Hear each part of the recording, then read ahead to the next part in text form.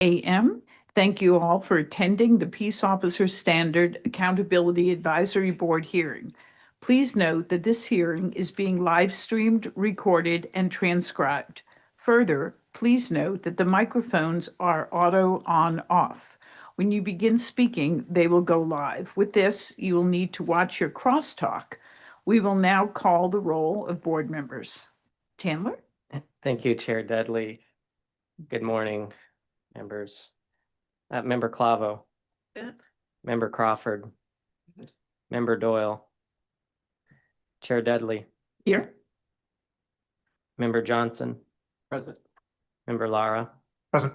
And Member Pena. Madam Chair, that's 6 of 9 members present. Thank you. A quorum has been established.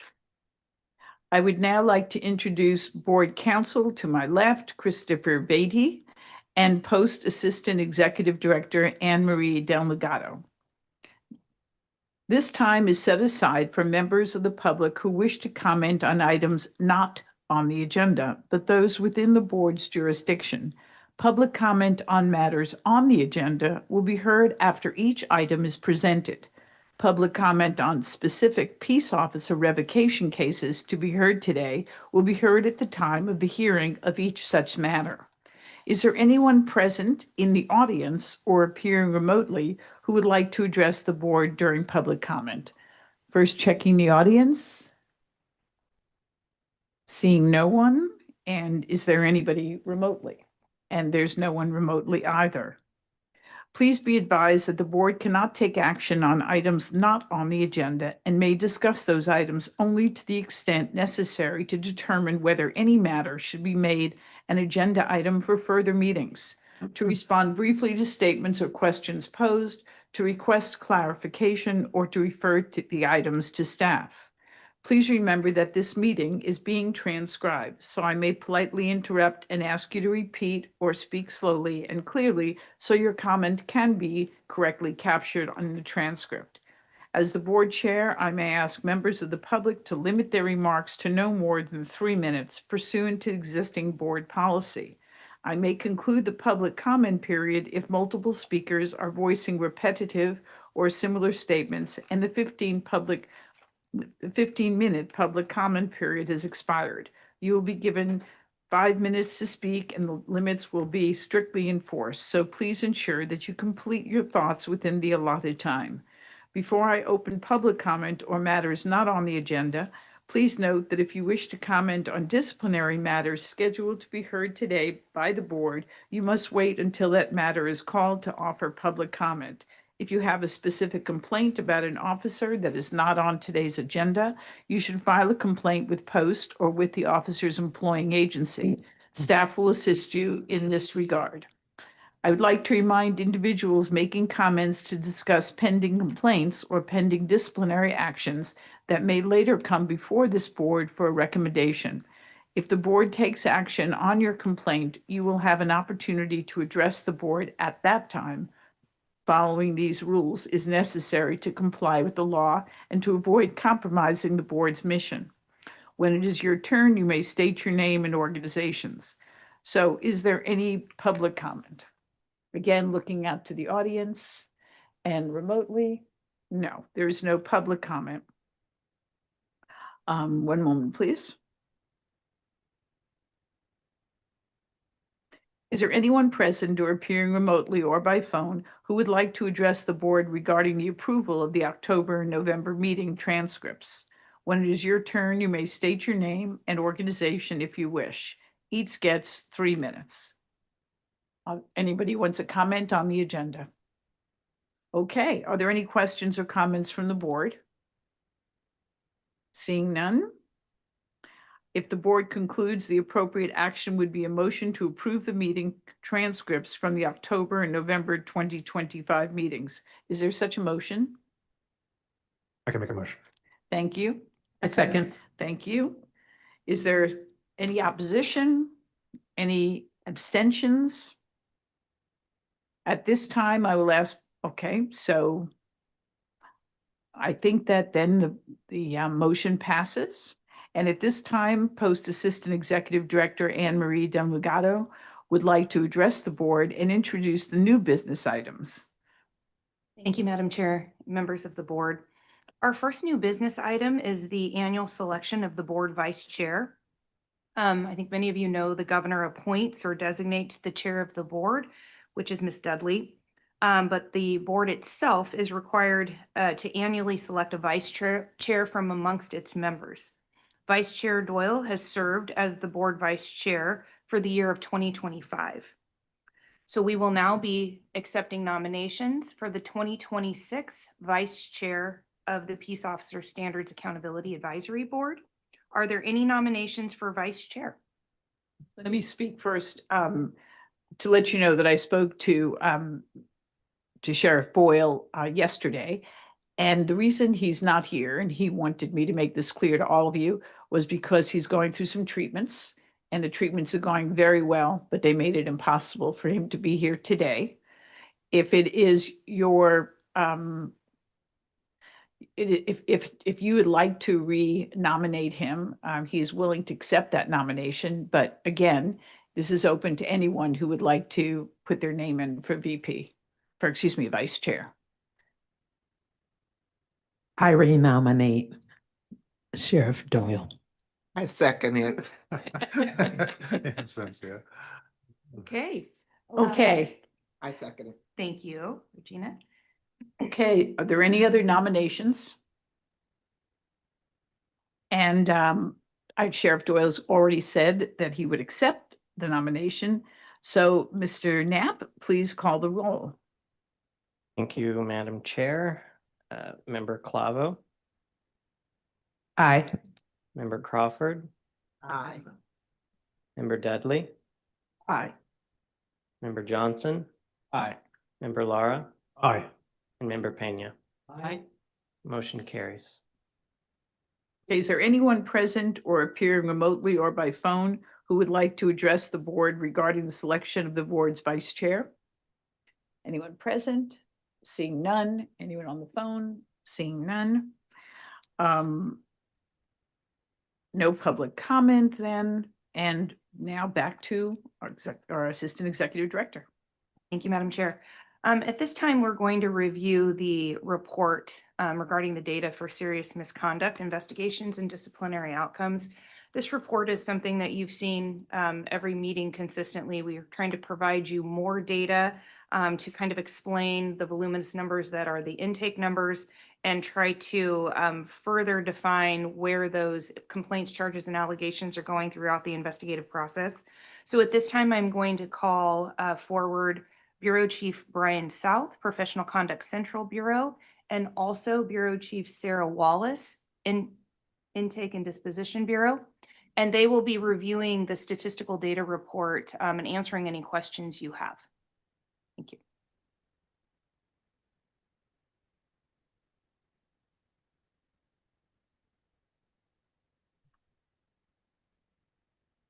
Morning, Madam Chair and board members. Appreciate the opportunity to go over some of these numbers. We'll jump right into it. The first slide here is talking about the agency participation. So what we're finding is we're at our highest level for agencies participating and sending in allegations of serious misconduct to POST. So you can see here that most agencies have now submitted multiple serious misconduct reports. Of those that haven't, over half of those agencies employ less than 10 full-time peace officers. So we statistically expect there to be less allegations for that size of police department or sheriff's office. The next slide is talking about the tracking of this. We do continue to track this, and every year we send out a letter to any non-reporting agency that we identify to confirm whether they in fact didn't have any serious misconduct to report. And we sent out 60 of those letters, and most of those agencies did respond to the letters that we sent. The next slide talks about the agency misconduct report volume that we're looking at. We have taken in nearly 43,000 agency misconduct reports since we started this endeavor. And what you can see in the graph here is there was a large spike, which we expected due to the retroactive reporting. And what we've seen though in the trend is that after that initial spike in about Q1 of 2024, it's sort of stabilized. And we have about 2,500 reports that we get per quarter. This next slide is the same information. It just shows a few different data points in the graph. It includes reports with final disposition and the reports with open investigations. But again, the data is showing that we had that spike initially with the retro reporting, and then we're leveling off with the reports and the closures. I'll let Sarah talk about some post-public complaints. Good morning. As you can see, we continue to receive an increase in public complaints on a quarterly basis. I won't go over all of these, but we are seeing an influx coming in lately. The next slide goes over our post-public complaint process and how we reach out to the agencies. And the next slide I'll go over in more detail. This outlines the number of post-public complaints that we've received that have been closed versus which ones are going under post review currently, and the complaints requiring additional documentation from the agencies.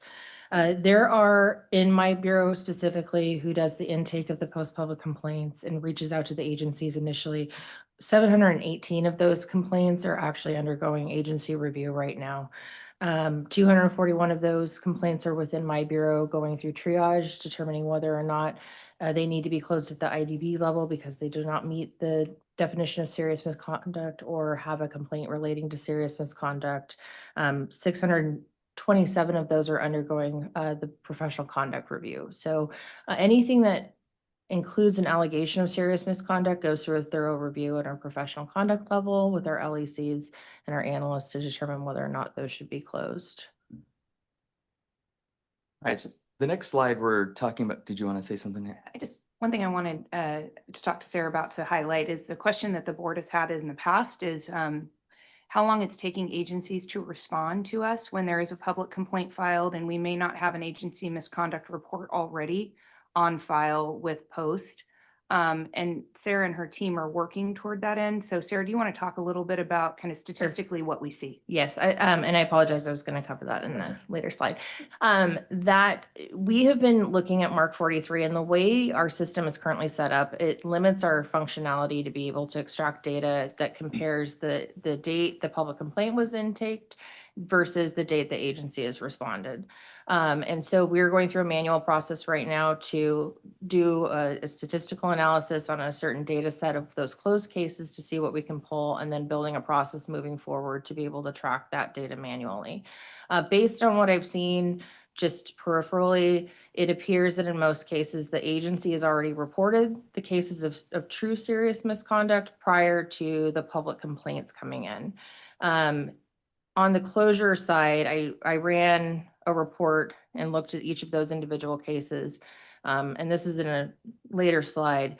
Of the closed cases that actually resulted in a serious misconduct decertification action, only one of those cases was precipitated by a post-public complaint that was immediately followed by an agency misconduct report. So they were happening simultaneously.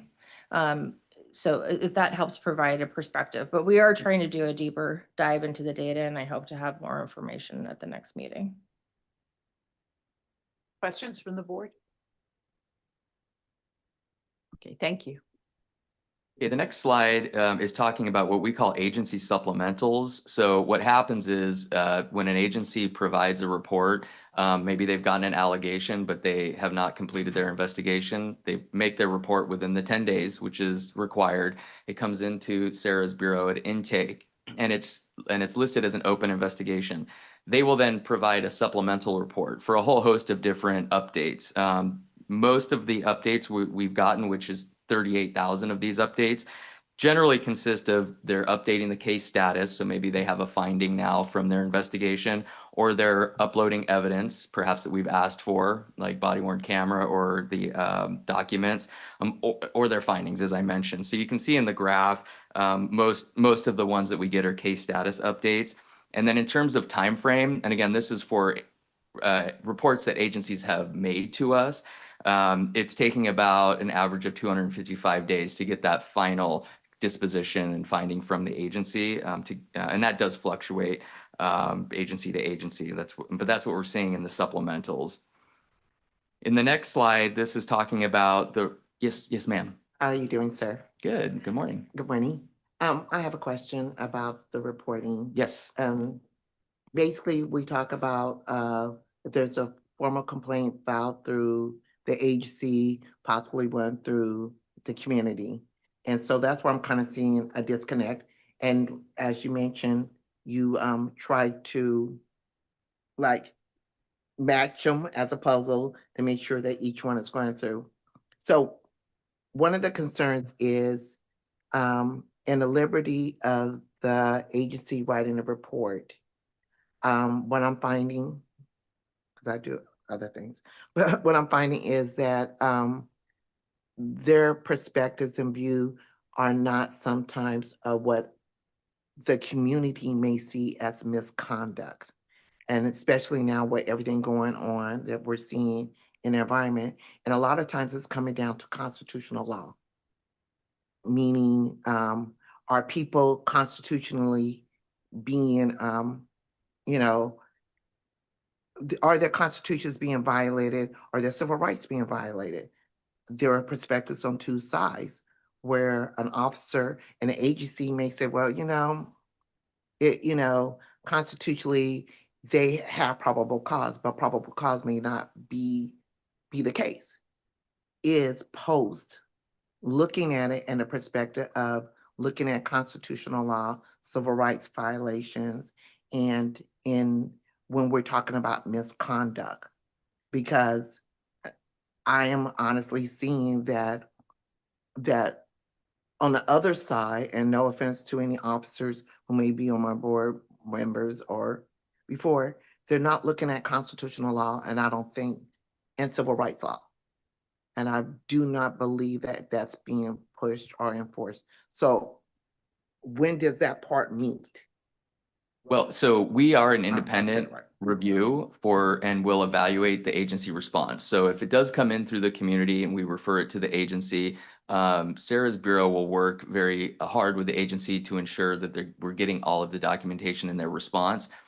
We then evaluate the sufficiency of that response, and we will do additional follow-up. So it does happen sometimes where an agency might say, we don't consider this an allegation of serious misconduct, but our independent review and evaluation of the response is that we would like more information. We consider it that it probably is an allegation of serious misconduct, and we're going to need more information as to the investigation, as to the evidence, and we review it. The important thing to note, though, is that we are limited to the 9 areas of serious misconduct. So that is our analysis: is this alleged conduct serious misconduct? In other words, one of the 9 areas.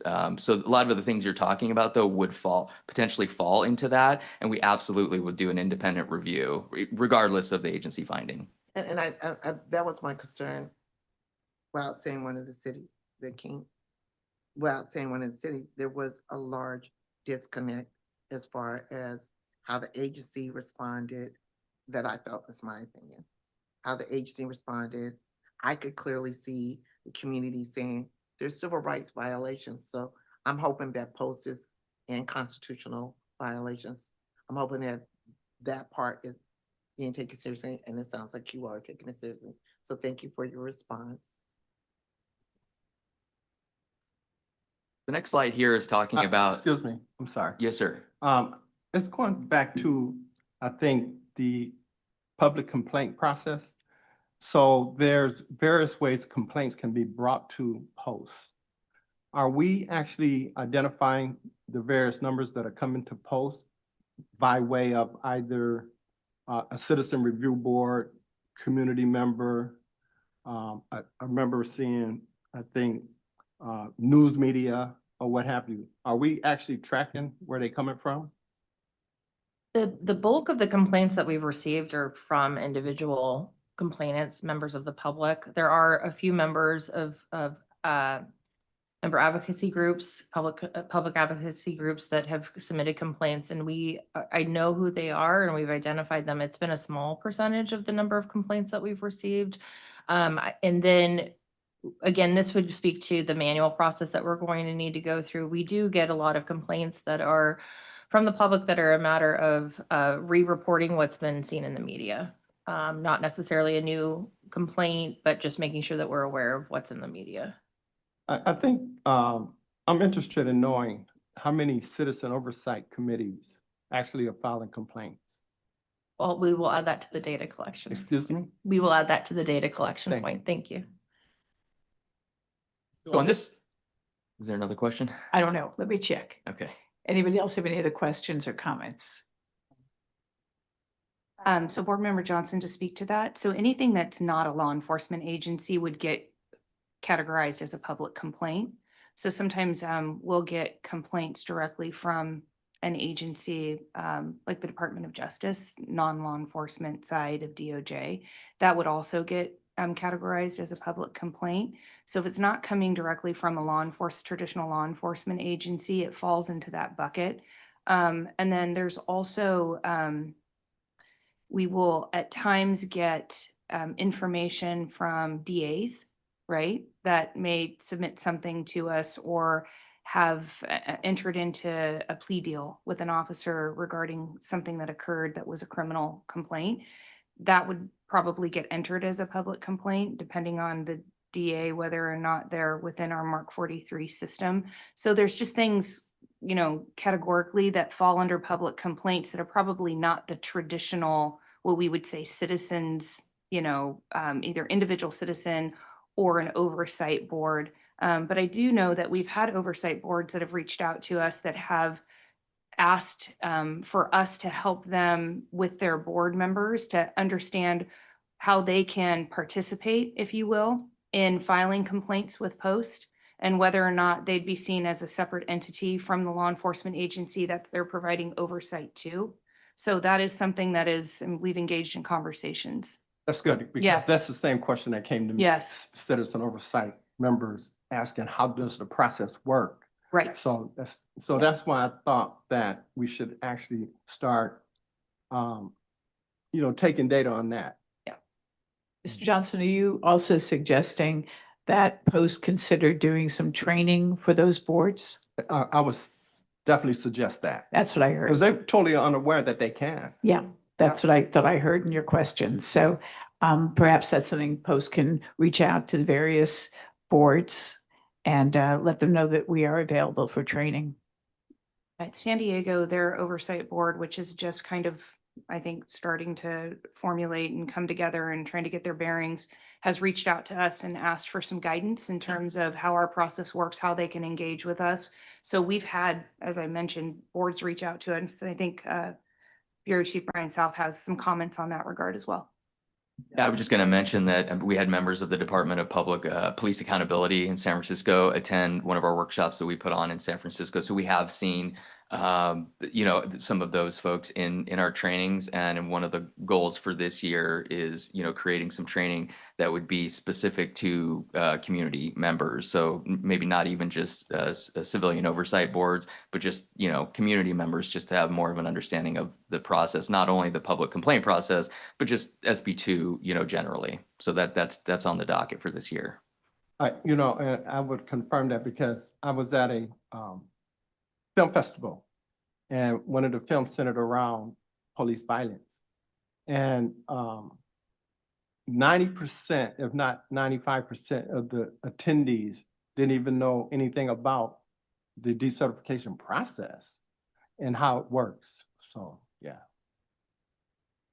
Another possibility would be training the media so that they understand. And how one would do that, I don't know, but I'm assuming there are media conferences throughout California. And if it makes sense to look into one of those conferences and seek to be placed on the agenda so that the media understands this too.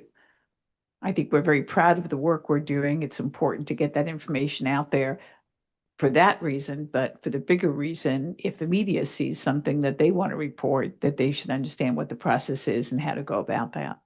Thank you. I would like, Yes. Hang on. I think Ms. Pino is first and you're next.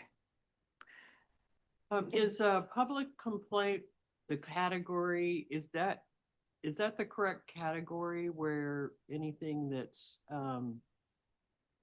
not related, that's not connected to the police departments?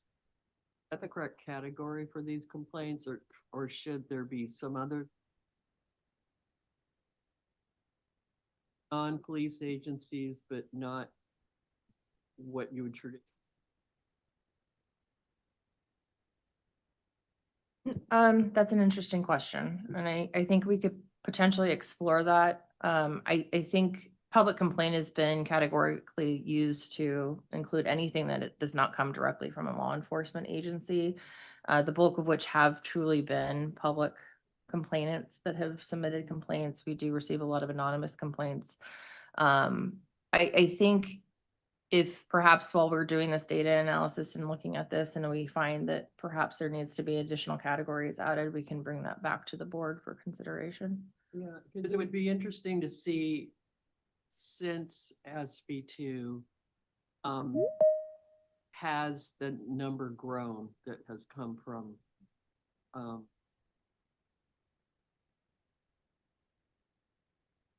within that breakdown, where if the numbers have increased for certain. Noted, we'll look into Ms. that. Pena, I'm not sure I understand. Numbers increase from what to what? I'm a little lost on the category now. You mean public complaints in general? Under public complaints, complaints that have come in from oversight boards, for example, has that number increased over time? Oversight boards are also to some extent relatively new. So I think at this point, we might be dealing with apples and oranges, but it's still important to track the data as well. Now I understand. Thank you. Yes, Ms. Carver. So, first of all, I appreciate all the work that's being done here from Post. We were fortunate enough in the beginning last year, or the year before last, to have our executive director and assistant director talk to law enforcement.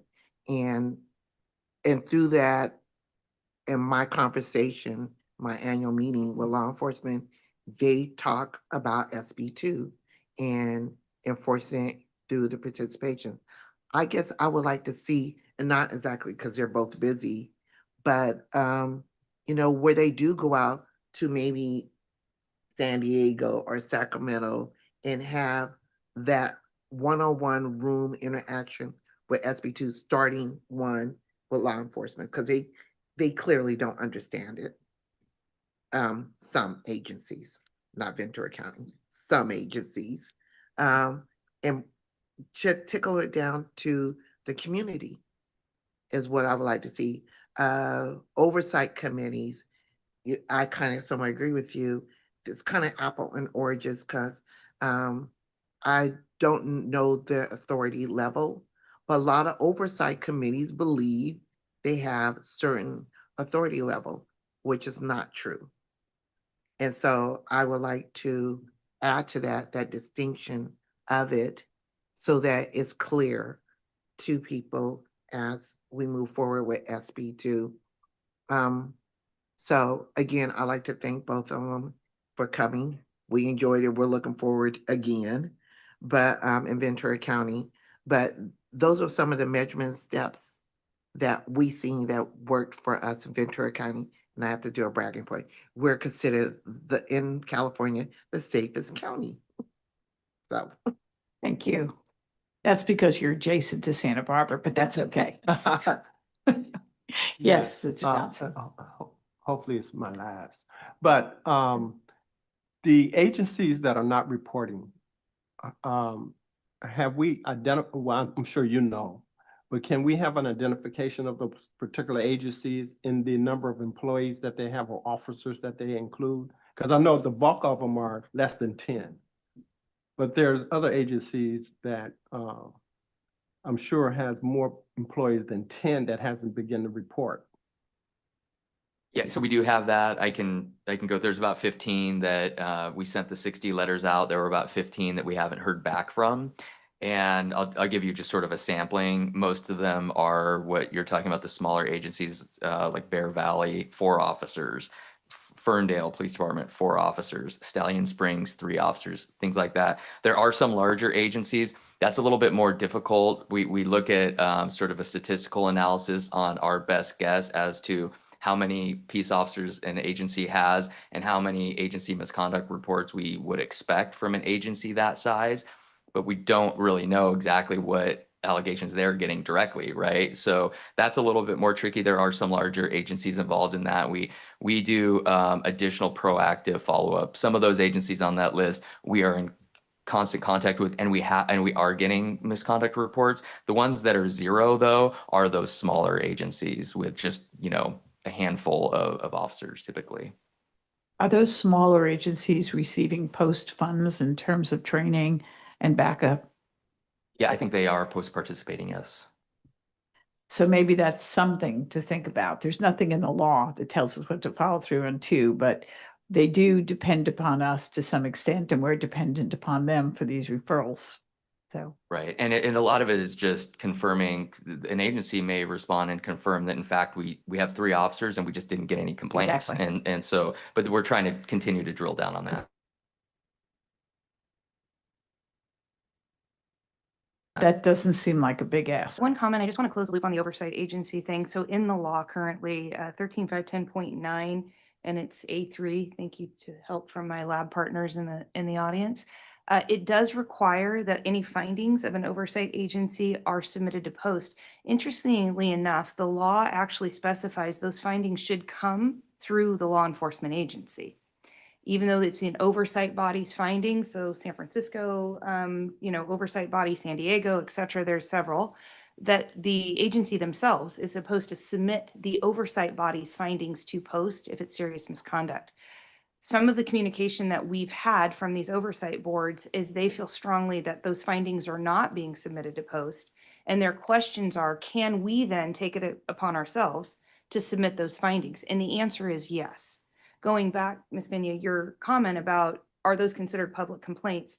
They are, because there's only two kind of parcels in the law. It's an agency misconduct report and a public complaint. That's how it's defined in the statute. That doesn't mean that we can't, through our data, separate out the source. And we'll do that for you just so there's a general awareness. In terms of the increase in public complaints, as Sarah mentioned, I think in the first year we had under 1,000, I think, in the first year, and we're up to 3,200. So clearly, as people are becoming more familiar with the post process, we're getting more interest in individuals reporting to post. We continue to train law enforcement agencies on the regular. That's something that's been ongoing since prior to the implementation of Senate Bill 2. When we knew the law was taking effect, there was a grassroots effort, if you will, to train every law enforcement agency in the state on the tenets of SB 2. Where I think we still have some opportunities is getting in the room with the community that invites us in to say, hey, we would like basic information on what your jurisdiction is. So where we find that there's probably an education piece or a gap is they understand that post has an oversight role, but they either believe that the oversight role is for the agency itself, which, to Chair Dudley's point, we do from a training perspective. We have oversight of the agency, how they train their officers, whether or not they follow our regulations, background requirements, et cetera, how they hire, that type of thing. And then we have serious misconduct, which drills down to the individual officer. So it is different. And I think that's some of what over the last 3 years we've tried to communicate, that there's now a distinct difference between the relationship the agency had with post prior to Senate Bill 2, which was an agency relationship, versus now an individual officer relationship. So the public still perceives this, I think, as an agency relationship. Like post can now regulate the agency and the conduct of their officers through perhaps some sort of punitive action against the agency, where really we only have that now with the officer when it comes to serious misconduct. So that's part of the education piece that I think we have an opportunity to continue to perhaps, elevate that so that the general public has a better understanding.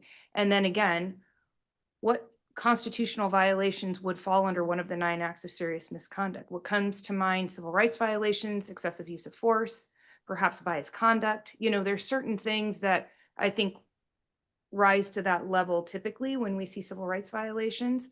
that they are encompassed in the 9 acts of serious misconduct. They are just called something very specific in terms of how the officer engaged the public. So we still have an opportunity to investigate those incidents, but perhaps educating the public about what that means within that framework of serious misconduct. That was an excellent, Yeah. excellent. Thank you. Yeah. Yes. And adding to that, it was interesting because I remember reading somewhere, I just can't remember where. So the agency can be out of compliance.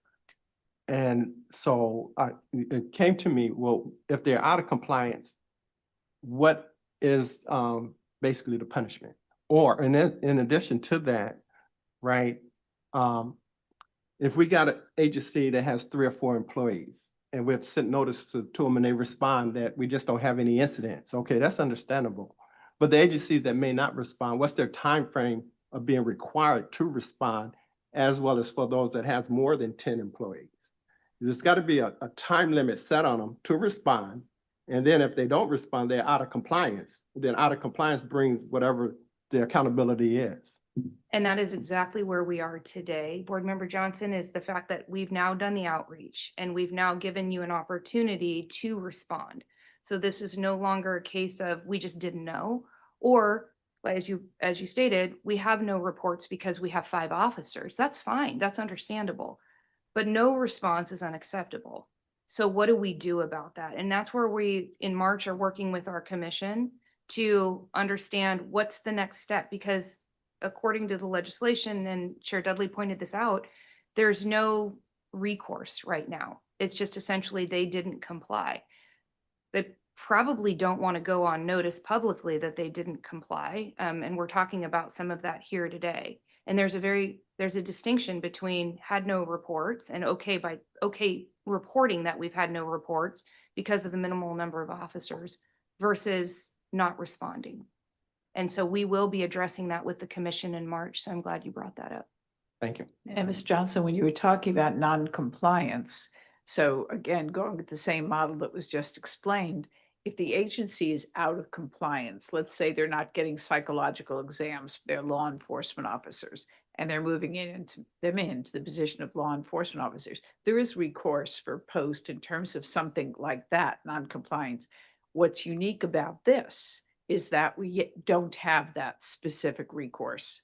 It's just, you're supposed to do this and left that way. And there are several laws that are like that, but I think this is something that Post's been working on for at least the last year to try to get that down so that we can do the follow-up and say, you haven't sent us anything. At a minimum, you were supposed to send us whether anybody inquired. That hasn't happened, and the recourse is going to be this. I'm sure they'll keep us posted and let us know when they have that. Yes, Ms. Pena. I'm curious whether you are seeing complaints being filed directly with you all or through police departments, agencies regarding ICE or the Border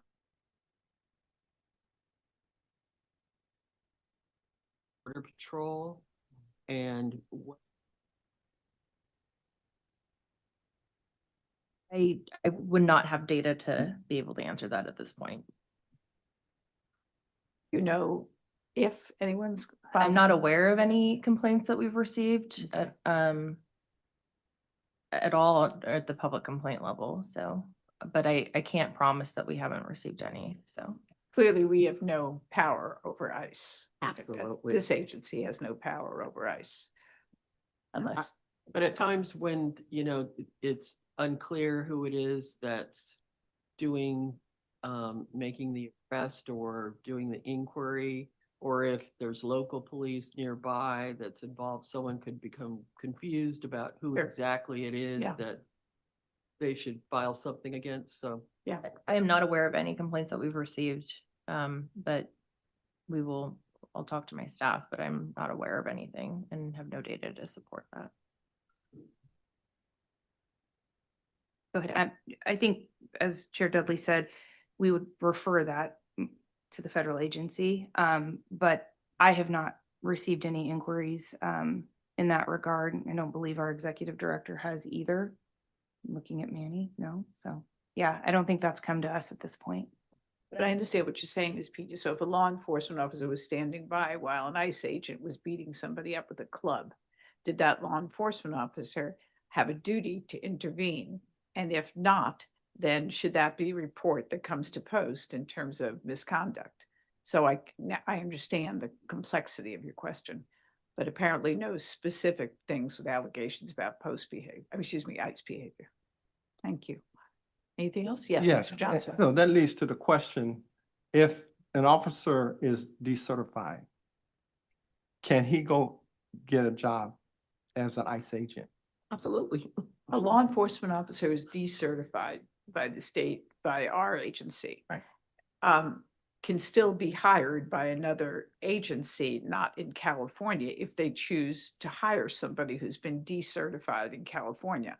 Post is in charge of certification and decertification of California law enforcement officers. So federal or another state, sure. I think about 2 years ago, I saw an ad that Texas law enforcement agencies were looking for law enforcement officers in California who had been decertified. They were advertising I've seen that. that. So. Well, I mean, because this brings us to this point, what the SBA is actually supposed to do. So we have the National Decertification Index that agencies around the country should comb before they hire. And maybe some do, maybe some don't. We just don't have the data to know who's actually doing it and who's not. The other part of it is, if I'm an officer in Hayward and I'm being decertified, what stops me from walking across the street to be employed by ICE? Nothing. Right. I mean, it just would depend on their background requirements as to whether or not they would query the NDI. Most states do query the National Decertification Index. I think there's very few states that would hire a decertified officer or an officer that's been revoked. Because we query, not only query it, we report to it, we see the information from other states. But in terms of, federal agency hire, it's just dependent upon their background criteria. Yeah. I can mean, tell you as an attorney that if they hired someone who'd been decertified and that person was accused of another act of misconduct, there would be a big civil suit. Hey, you knew California had already decertified him and you chose to hire him. I think they're concerned about that liability. Right. I mean, they should be concerned about a lot of things, but that liability alone would be significant. And I'm trying to have more apt to believe that most agencies in the country is combing the database, because again, to avoid the situation that you just spoke about. Right. But I think the new concern, especially from the public, is, well, if we decertify 300 and 400 and 500 officers, we just say a year, 400 of them or 450 of them might be getting hired by ICE right around the corner from where they were just employed or decertified from. So, I mean, that's a whole new issue we got to deal with. But that's, to me, is an escape hatch, because SB2 was to stop the wandering officer. And so in many ways, we have actually done that. But what we're finding now, because ICE has grown so strong and big, that maybe we haven't really stopped it. So one of the things you could do, not as a member of this board, but as an individual, is to contact your federal assemblyman, senator, whatever it is, and say, this is a concern of yours. That maybe they're not aware of what Post is doing and they're not aware of this decertification process, but they're in DC and they could potentially have some control over that from there. But again, don't mention this board. You can just mention you as an individual, just because none of us can speak for the board. Right. Yes. Oh, I serve on different committees, one of them talking largely to immigration, and my other capacity, my other hat, you're seeing where we're in defense of officers who are going against ICE and reminding the public that one state, one is federal. The officers at best, and we've had tragedies in Camarillo that made the news, at best that they can do and stand in defense and try to keep peace between ICE and the community. And so it went as far as it went down to the hospital. And so we wanted the community to understand that these officers' hands are tied due to legislation, due to their positioning as state officers versus federal. To your questions, yes, ICE will hire you. We are being told they're hiring anybody off the street and they're not being trained, as we're seeing in Minnesota. And as far as what we can do here, we're telling people, look at your senators, write to your senator, write to your congressman, because we are right now, and that's why I talked about the Constitution and the civil rights. We are right now in a battle of fighting the Constitution. And with this administration, we understand even with the index, agencies are not checking them. They're not using it and not being encouraged to use it. So I agree with Chairman Dudley, individually as people in their cities need to understand state versus federal, what they can and cannot do. I know our law enforcement is talking to the director of ICE and nothing's happened. So what can SB2B2 do? Nothing. So yeah, I serve on different On that committees. happy note, Happy note, back yeah. to the data. Thank you. So we'll just pick up talking about the top area of serious misconduct that is reported to us. And looking at the graph here, this has stayed consistent actually since we started. The top allegation of serious misconduct that we receive is excessive force, followed by demonstrating bias. A future slide will show what the top area of certification action, which is actually different, but these are the top allegations that we receive. And because of the look back provision for the retroactive reporting, only 70% of those reports are actionable by post, because the other 30% occurred prior to 2022 and are not one of the three areas that are actionable. So we can't take action on all of the retroactive reports that we've received. Then the next slide is talking about prioritization. How are we triaging all these tens of thousands of reports that we're receiving? And I'll just quickly touch on our priority levels. The Intake Bureau will look at the report when it's received and then attach a label to it, which helps prioritize it. The main one, I think, main three that we'll just touch on real quick are post ITS. That means that the intake analyst has determined that one of the three criteria for an immediate temporary suspension may apply based on the report that was received, and that gets top prioritization and sent over immediately to the bureau chief for the respective bureau to review and assign if necessary, because if it's an immediate temporary suspension, we want to move on that as quickly as possible. The second one, priority one, means that there's sustained findings. So that gets a higher priority. And then priority three, I'll mention, because you'll hear the terms in future slides. That means it's a finding by the agency that is not sustained, unfounded, or exonerated. And as we'll talk about, we still look at those, but it does have a lower priority. As you can see in the data here on the next slide, it's the same. Before we move on from Yes. priorities, I want to make sure I understand this. Yes. In terms of public safety, I want to understand the priority. If somebody has been cleared, not cleared, depending upon what the allegation is, the person's on administrative leave, not on administrative leave, just thinking about the safety of that community and that person still being a law enforcement officer, do you consider that in the priorities, or is it just merely the area that we're looking at? So for this prioritization for the label, remember this is on intake, Right. so prioritizing all these thousands of reports. It's based on the finding and the things we're talking about. But once it comes over to us, so let's say there is a sustained finding, comes over as a priority one, those get assigned as soon as possible to a law enforcement consultant who are our investigators. Then there's additional prioritization that's done at that level, like at the case management level. So yes, if an officer is working, for example, there's a potential for a higher public safety risk, so that is generally prioritized. If they're under an immediate temporary suspension, we prioritize resolving those cases, whether they might be lateraling, looking at starting, getting hired at a new department. Those are all aspects that are reviewed sort of in that secondary triage from the initial prioritization label. Thank you. Absolutely. So this next slide is just showing the remainder of the 9 areas of serious misconduct, and it's a clear trend that the vast majority of reports that we receive are what we call those P3s: exonerated, not sustained, or unfounded. So then when we go to the case status, kind of where we're at with all these cases, this slide has it looks a little bit different than it did last year or even 6 months ago. And what we're seeing is we have closed 88% of the cases that we've received.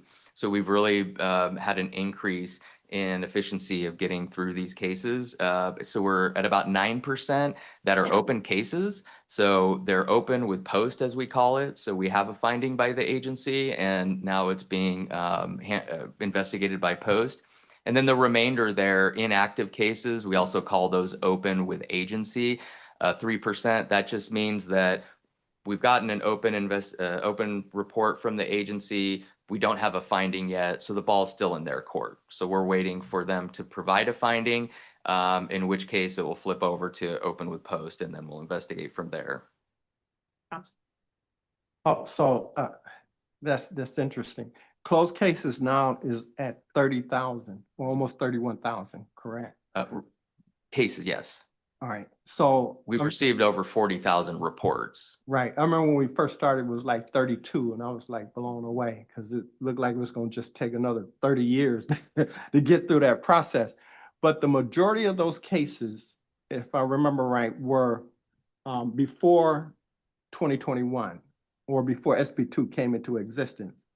And so that meant it brought it down, we'd say, to 12,000 that were considered open cases.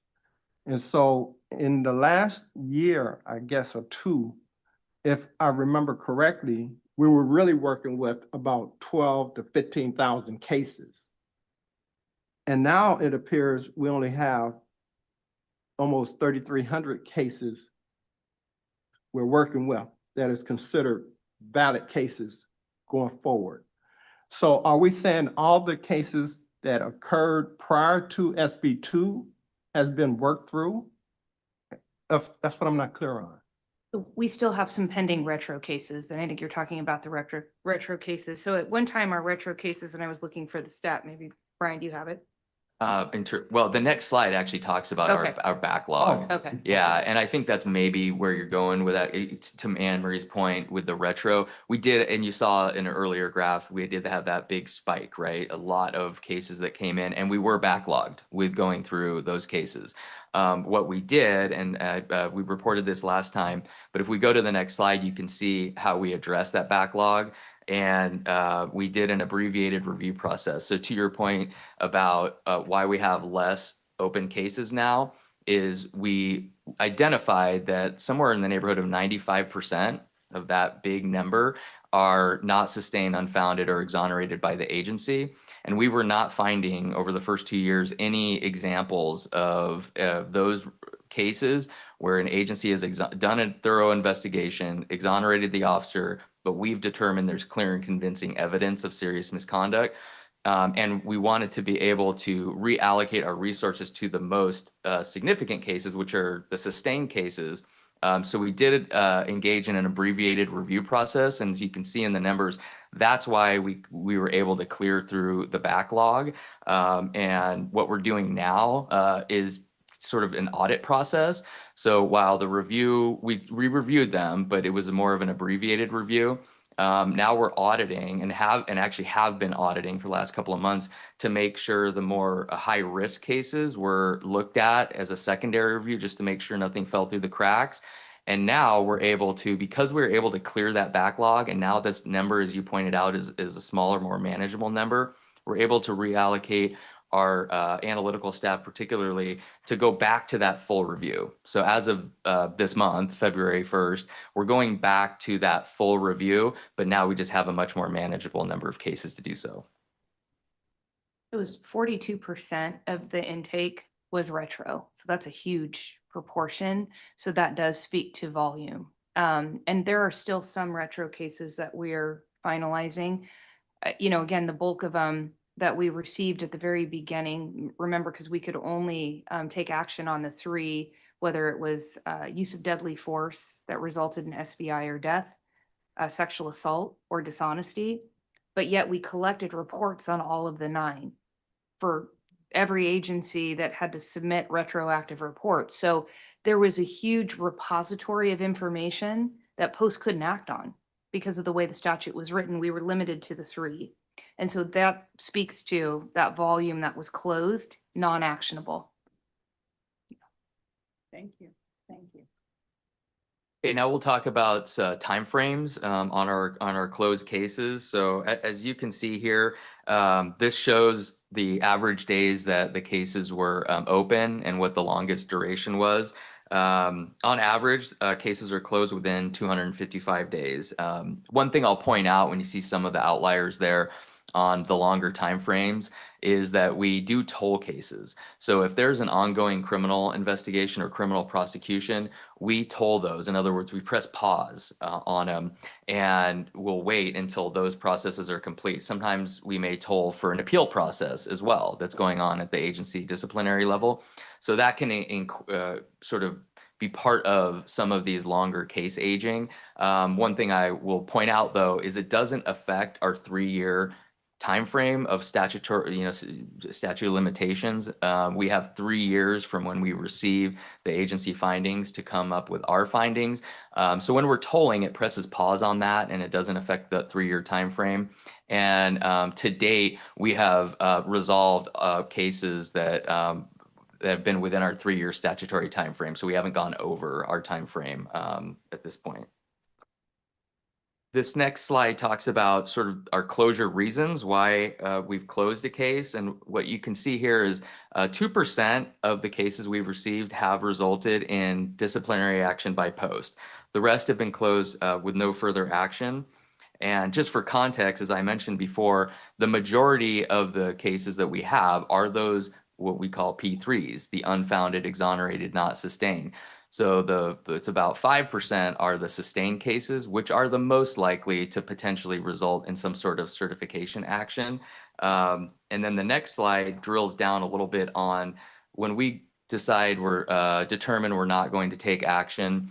What are the reasons for that? Well, the stats show that in 78% of those no further action cases, they were closed because they were not serious misconduct. They were deemed not to be serious misconduct. 4% of those were deemed that there was not clear and convincing evidence. Now, one thing to remember is that this is looking at the totality of all of the cases, so including P1s through P4s. If we go to the next slide, we kind of break it down a little bit more as Let me to. interrupt for 1 second. Sure. We've been going for an hour and I'm being sensitive to our reporter. So can you tell me about how much time you have left in your presentation? Depending on questions, we're on slide 17 and there's 26 slides. So Now's an excellent time for a 10-minute break. perfect. 11 to 11:10. Thank you, everyone. Okay, thank you so much. Please continue with the data. Okay, so we were just talking about case closures, and one thing I just wanted to mention is when you look at that, no further action due to no serious misconduct, we are implementing a new report that breaks out the not serious misconduct a little bit more. So in the future, we'll be able to say it's not serious misconduct, and here's why, a little bit more detail. The next slide, again, is just closure trends. What you can see here is that with the priority 1s and 2s, which means they're sustained findings, that not clear and convincing number jumps up. So we have on 67% of the 1 and 2 closures are due to no clear convincing evidence. So that typically indicates there's some sort of gap between the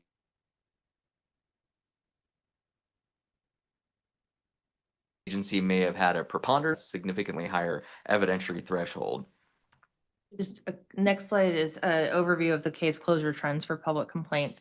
About 96% of the complaints that we receive via the public are closed for non-serious misconduct out of jurisdiction or not actionable, and 2% may rise to the level of serious misconduct. I just wanted to reiterate, of the cases that were closed as revoked, ineligible, voluntary surrender, or default, it was only one voluntary surrender that was a result of a public complaint coming in before an agency misconduct report. The next slide talks about the number of disciplinary actions taken by Post and how that compares to other regulatory licensing agencies. So what we see here is that when we look at the entire population of peace officers in California, which is somewhere in the neighborhood of 80,000 plus, we've taken action against 1.1% of the overall population. That's actually higher than other regulatory licensing agencies, doctors, lawyers, nurses, et cetera. And so we just point that out to sort of give you level set where we're at in terms of enforcement actions versus other licensing. I'm sorry, I missed it. Is it higher or lower than? We're Dr. higher. We're higher. The other agencies are generally below 1%. We're in the neighborhood, Okay. but it is marginally higher. Okay, so just to be clear on the statistics, 2% of the cases that come in are Correct. finding, and then 1 point, okay. thank you. Exactly, against the peace officer population. Got it. Thank you. Exactly. What? So with this slide I alluded to before, this is pointing out what area of serious misconduct we've taken action on the most. And so what it shows here is that it's actually acts that violate the law has resulted in the most certification action by Post, followed by excessive force. This next slide talks about immediate temporary suspensions. Yes, ma'am.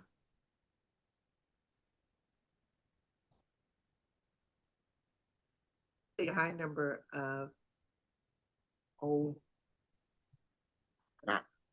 so acts of the violating of the law is kind of generic. Can you give me an example? Because I was surprised. I thought excessive force probably would have been, well, it's good it's not. But I think that's what the public looks for. We're always looking for optics, excessive force. But you mentioned acts of violating the law. Can you just give me like 1 or 2 examples of what that would be? Sure. Typically, we those slides. typically we might see domestic violence, things of that nature. Sometimes DUI, although usually it would be repeated acts for the DUI. But you've seen a few cases come through that you've heard. But I would say again, just anecdotally, it could be any act that violates the law. But generally, it's going to be those type of law violations that are sufficiently egregious. So we've seen sexual battery, we've seen domestic violence, and things like that. You're welcome. This slide talks about the immediate temporary suspension. There's there's a lot of data on there for you to look at, but the bottom line is the most ITSs that we've issued have been because there's been an officer arrested or indicted for a felony or another qualifying misdemeanor. And then on the other side of the slide, you can see that the actions that were taken, 36 were revocations. So when there's an immediate temporary suspension that's resulting in a revocation the most, and sometimes voluntary surrender, you can see there. In the next slide, this talks about the notice of intent to revoke and how what outcomes are involved with that. So when we send a notice of intent to revoke, that goes out to the officer and they have 30 days to respond. And what we're seeing is in over half of the cases, they're just not responding at all, which means it goes through as a default revocation. So you won't hear those cases. It just goes through as an automatic revocation. And that's happening in a little over half of the cases. In the next slide, we kind of drill down to show you what happened since October, your last hearing, and it's actually closer to 2/3. So we've sent out 15 of those notices. 10 of them resulted in a default decision, meaning they did not respond. 3 appealed, and you're going to hear those today, and 2 resulted in a voluntary surrender. Now, when we look at this slide, this is talking about causes of action. So we have what the agency reported to us in terms of what areas of serious misconduct they're reporting to us. What this is showing is sometimes we amend that we may determine that in fact there's a different area of serious misconduct that's more applicable, or we may add an allegation because as a result of either our investigation or something came up during the agency's investigation that perhaps wasn't ultimately charged by the agency, we still reserve the right to charge it under our statutory provisions, and that has happened in some cases.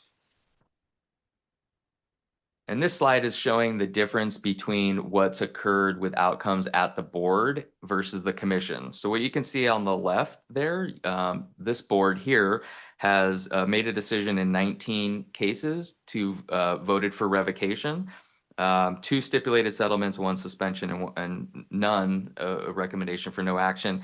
The commission has decided 14, as you can see there, 4 stipulated settlements, 2 suspensions, and 2 no actions. Question. Yes, sir. Actually, back to the 2 slides before that one. I was just curious on the, you see 14 dishonesty, go 2 slides back. One? Slide Oh, number okay. 26, I think it is, or 25. 25? Okay. Yeah. So yeah, so 14 were relating to dishonesty for Right, the and serious so I misconduct. see 6 and 6, but so 6 came in as an act to violate the law, and then post determined that 6 were not acts that violated the law. We removed it, right. We may have chosen a different area of serious misconduct that was more applicable. Oh, okay, so it could have been switched to a different area, or it could have been removed totally. Correct. Okay. Yes. Okay, so that was the last slide when we were looking at the differences in outcomes at the board level versus the commission level, but happy to answer any other questions that you may have. I do have a question. Sure. On the, so on the process of complaints being filed, whether it's the agency or the public, is there a, the first in, first out? So how's it categorized? I know it comes in, it goes through a filtering process, and it's put in its zone or its category. So when a complaint is put in this category, and we say number 10, it's the 10th complaint in that category, and then another complaint comes in very similar, that becomes number 11. And then it goes through a process of eventually coming before the board or the advisory board, us, and eventually the post. So is it first in and first out? How's that done? It's prioritization. So part of it is the triage, as we were speaking about earlier, and then part of it is just case management with the law enforcement consultants that are working cases. We're looking at what cases need to be resolved sooner for public safety risk, and so it's really more of on the case management side as to it's not necessarily first in, first out. Okay, so We are going to triage it for what cases need to be addressed sooner than later.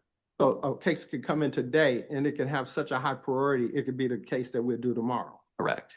Okay.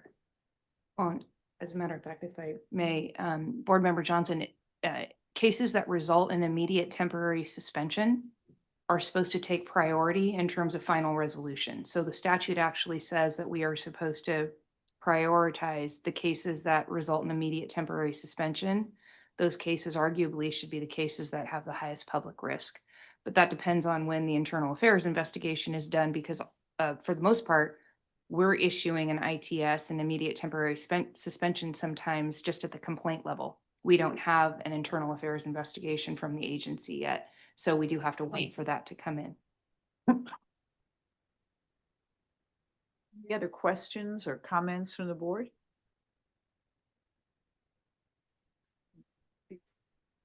Just ask, is there anyone present or appearing remotely or by phone who would like to address the board regarding the data for serious misconduct reporting, investigations, and disciplinary actions? Anybody in the audience? Anybody remotely? Okay, thank you so much. We really appreciate your presentation. Thank you so much. We now move to the next items on the agenda. We have 3 cases to hear today. We will only be reviewing the facts and evidence as presented by this division. This is not an evidentiary hearing. The rules of evidence do not apply here. Evidence is not formally admitted into the record. There is no need to make any objections, and objections will not be ruled upon. Under the Penal Code and applicable state regulations, this initial hearing will determine only if the matter proceeds forward for commission review. And then, should the commission approve, for a full evidentiary hearing before an administrative law judge to determine whether the allegations are true and justify discipline. For those commenting on each item at the early stage, the board must only consider the facts that the division, after investigation, believes can be proven at a later evidentiary hearing. For that reason, today the board will entertain arguments as to whether or not those facts, as presented by the division, demonstrate clear and convincing evidence. In other words, a high probability that serious misconduct, as defined in Penal Code Section 13510.8 and Commission Regulation 1205, occurred. Actions by the board or the commission prior to a full evidentiary hearing amount to a final determination that an officer did in fact engage in misconduct, or that revocation or suspension is ordered. That will be determined after the evidentiary hearing. At the conclusion of each law enforcement consultant's presentation, the board will have an opportunity to ask questions. Then public comment from the subject officer or their counsel will be taken, followed by members of the public. Further discussion by the board will be allowed if necessary. The board may go into closed session deliberations after each case and adjourn into closed session to deliberate on all cases presented. After reconvening into regular session, votes will be taken on each case. So we can, after each case, we can go into the back room as we've done many times, or at times, sometimes people who just felt there was no need to deliberate and they wanted to have the discussion out here.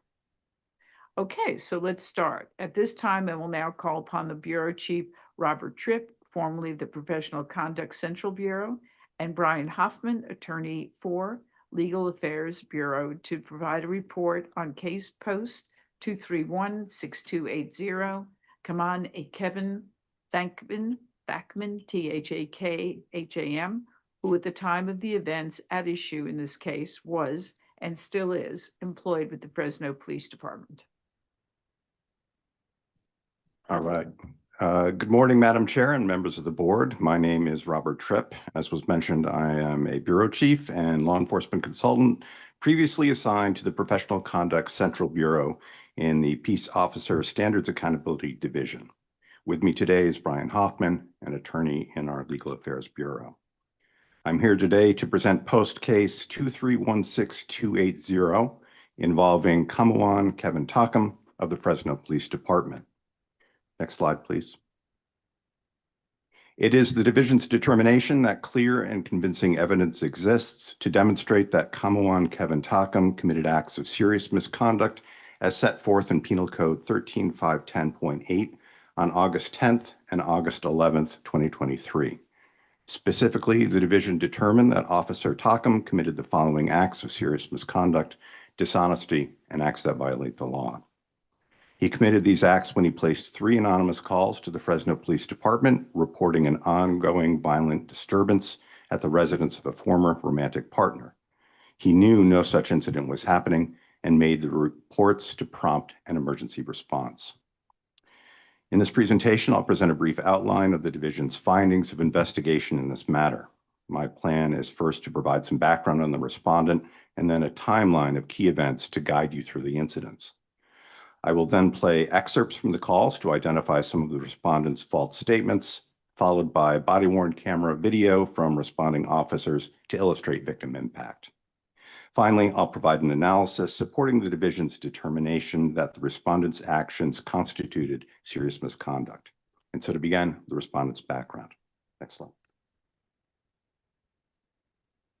The respondent has spent his entire career with the Fresno Police Department, where he is currently employed. He joined the department in 1994 as a reserve officer, level 2 reserve officer, and became a police officer in 1996. He holds basic, intermediate, and advanced post certificates. During his career, he has served in several assignments, including patrol, violent crime suppression, night detective unit, and U.S. Marshals Task Force. He was also a member of the SWAT team for 19 years, both as an operator and later as part of the support team. In this role, he gained extensive experience with emergency responses, and that is pertinent to the allegations at hand. Fresno Police Department reported that prior to this incident, he had no disciplinary actions on file. After the incident, however, he did receive a letter of reprimand for failure to activate his body-worn camera while driving code 3, lights and sirens. This came to light after he collided with another car during that response. It is to note, though, that Post has no allegations of serious misconduct on file related to this specific incident. I'd like to move now to the sequence of events which provide the factual basis for the division's analysis, using a timeline to mark key events associated with the incident. The respondent began a relationship with a woman to whom I'll refer as Victim 1 in the summer of 2022. At some point later in that year, Victim 1 moved into the respondent's residence. In July 2023, however, Victim 1 moved out and partially broke off communication with the respondent. In an interview with Post, the respondent stated Victim 1 would communicate with him in certain public situations when others were around, but in private would not initiate or respond to communications with the respondent. The respondent nevertheless persisted in trying to contact Victim 1 and her adult son, to whom I'll refer as Victim 2. During the August 11th incident, Victim 2 reported the respondent once knocked on his door for 30 minutes and kept knocking and calling until neighbors came out to see what was happening. Victim 2 described the respondent's behavior more generally as stalking and harassment. Approximately 1 month after Victim 1 moved out, the respondent placed the first anonymous call to the Fresno Police Department Communications Center. That call was placed at 4:41 a.m. on August 10th, 2023. The respondent did not give his name, and he blocked his caller ID. In this call, the respondent reported a female was being assaulted. He provided an address for the assault, which was the residence of Victim 1 and Victim 2.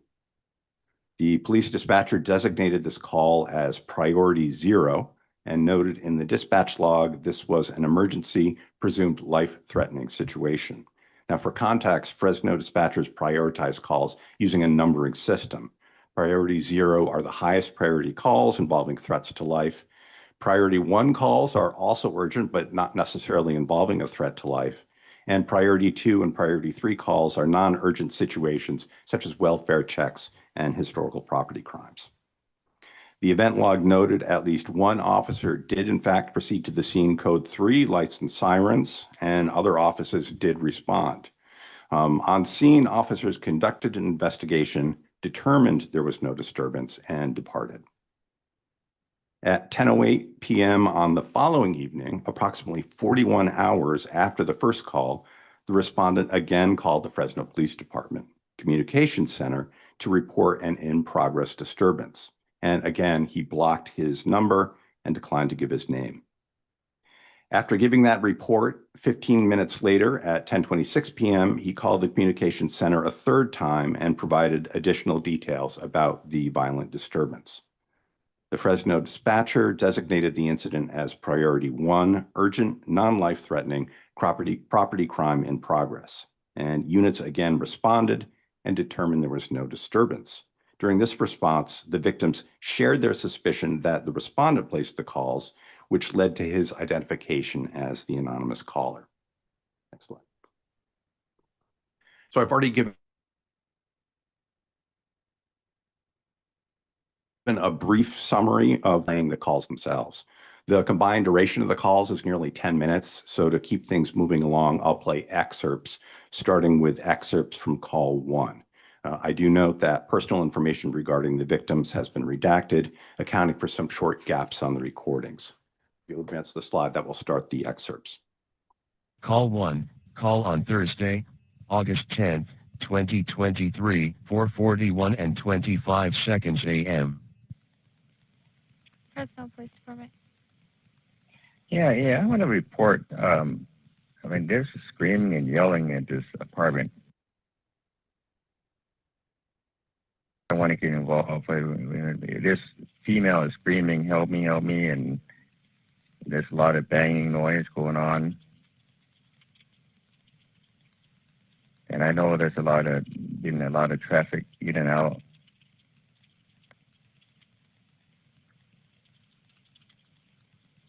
There should be a park in front of it. Okay. Yeah, these people just move in, and there's a lot of traffic. And now I hear screaming and yelling. A female yelling, "Help me! Stop! Help me! Stop!"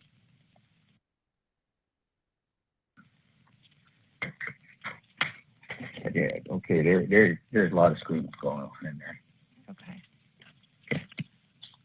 A lot of screaming. What is she saying? Huh? She's saying, "Help me! Help me!"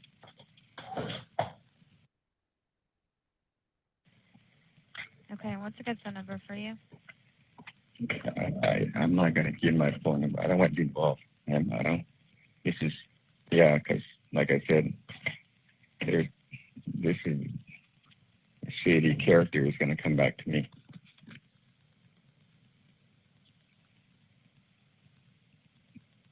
Yeah, I want to remain anonymous, so I can do that, right? That's fine. Okay. Okay, ma'am. Thank you. Okay, thank you.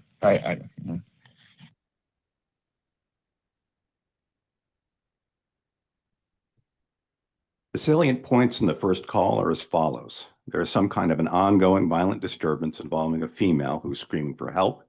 There is frequent traffic through the apartment. The situation is happening right now in real time, and the caller does not want to give his name. Excellent. I'll now play excerpts from the second call placed the following evening. Call 1. Call on Friday, August 11th, 2023, 10:08 and 39 seconds p.m.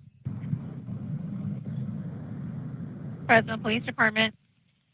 Hey, yeah, I'm at that.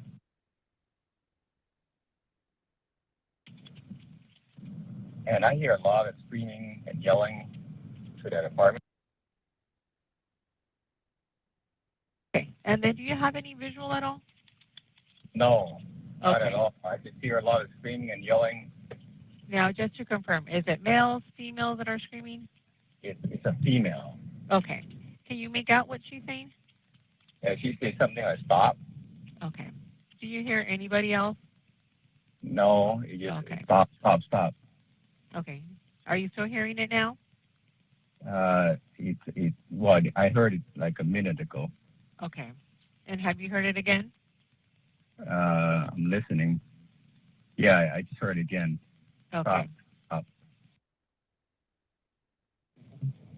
Okay. And your name? A lot of, I want to be anonymous because I don't want to. Okay. I'll have an officer do the area check, okay? Yeah, it's a lot. Yeah, okay, now I hear a lot of screaming now. Okay. All right. Bye-bye.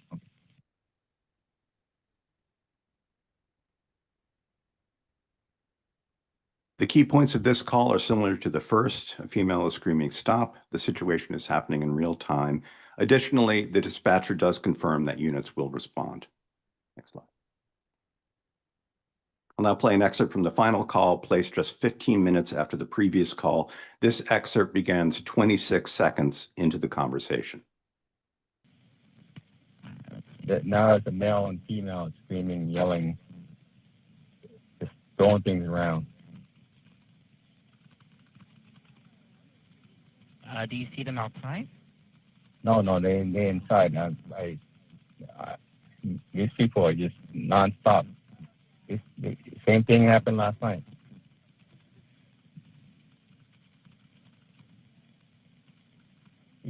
I hear things going around like glass, something with I don't know.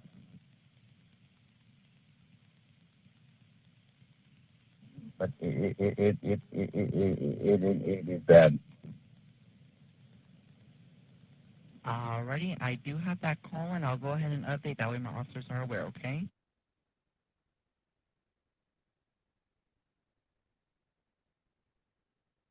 This call amplifies the urgency of this Caller describes a physical dispute involving screaming and breaking objects and says it's bad. The dispatcher confirms he's in contact with the officers and will relay the caller's information. Regarding the response, Fresno police responded to the victim's residence on both days, August 10th and August 11th.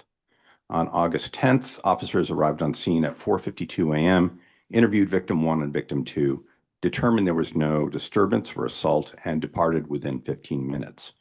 The interaction on that night between officers and victims was relatively cordial. Although officers woke both victims, they allowed them into the apartment without delay and cooperated fully with the investigation. The response on the following day was more involved. Officers arrived at the residence at 10:50 p.m. and were on scene for well over an hour. Officers interviewed victim 1 and victim 2 separately, who again stated there was no disturbance. This time, however, victims informed officers they suspected the respondent placed the anonymous calls. In addition to interviewing victim 1 and victim 2, officers canvassed other apartments. The canvass confirmed there had been no other disturbance as described by the anonymous caller. Responding officers reported these allegations against the respondent to supervisory personnel and departed the scene sometime after midnight. Next slide. As Commission Regulation 1213A2 designates victim impact as a factor when considering action against a peace officer certification, I'll provide a short excerpt from the body-worn camera video from the August 11th response. This clip captures the initial interaction between officers and the victims. Now, when the video starts, officers have been knocking on the apartment door for exactly 1 minute.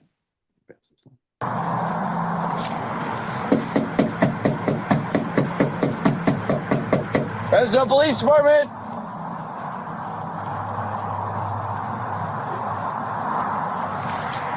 David 30. Huh? I'll describe. Hi guys. Hi. It's the Fresno Police Department. Is everybody okay? Yeah. David 30, you can disregard. Make contact. Hi. Is everybody okay? Somebody called in and said that. Huh? It's been 2 times now. Okay. So, do you mind if we step on in? Make sure everybody's okay inside because somebody's saying that things were being thrown. Ma'am, do you need to talk to anybody? No, the problem is 2 times now. I understand, but we're getting called for an ongoing disturbance. So that's why we keep coming out, Okay. right? All right. Do you mind if we come on in and make sure everybody's okay, see that the house is okay, and then we'll leave? Yeah. But can we get your card? Of course you can when we leave, but we need to make sure that everybody's okay After I first. get the picture, I'm gonna let you come in. Of my business card? Yeah. Okay, so it's a blank business card, but it will have my info and... Yeah, okay. Okay, After that, you can come in. okay.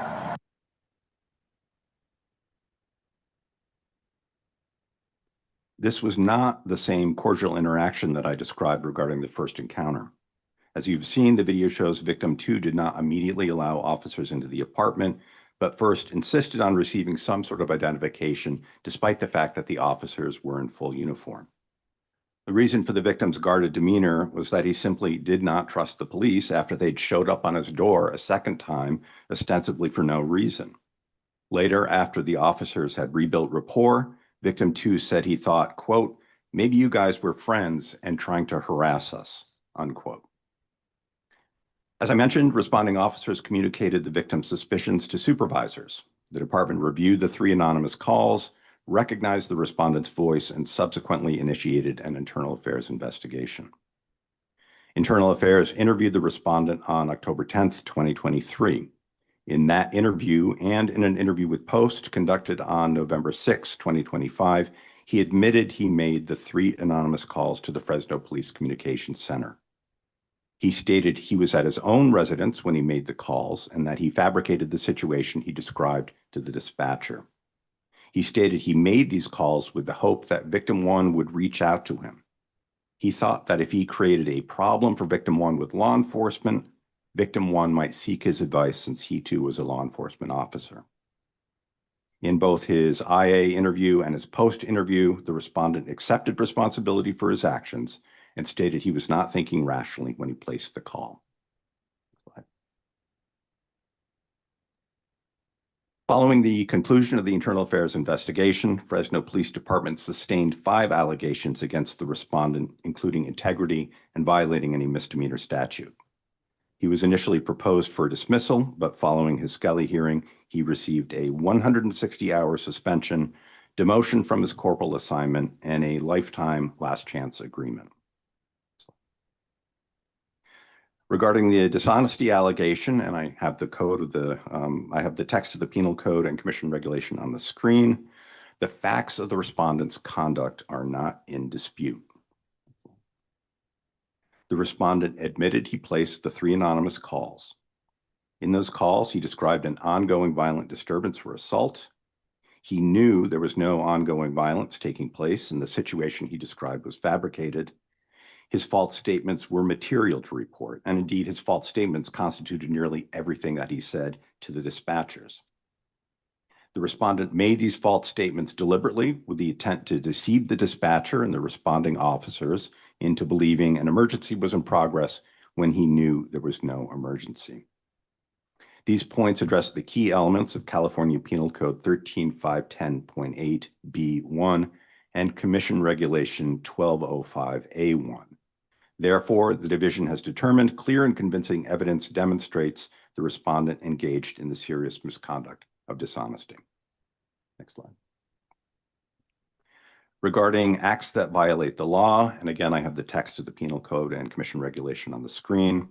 Although the respondent was not charged with a crime, the division determined he violated California Penal Code 148.3A, a misdemeanor. The text of this law states any individual who reports or causes any report to be made to any city and county, or state, department, district, agency, division, commission, or board that an emergency exists, knowing that report is false, is guilty of a misdemeanor.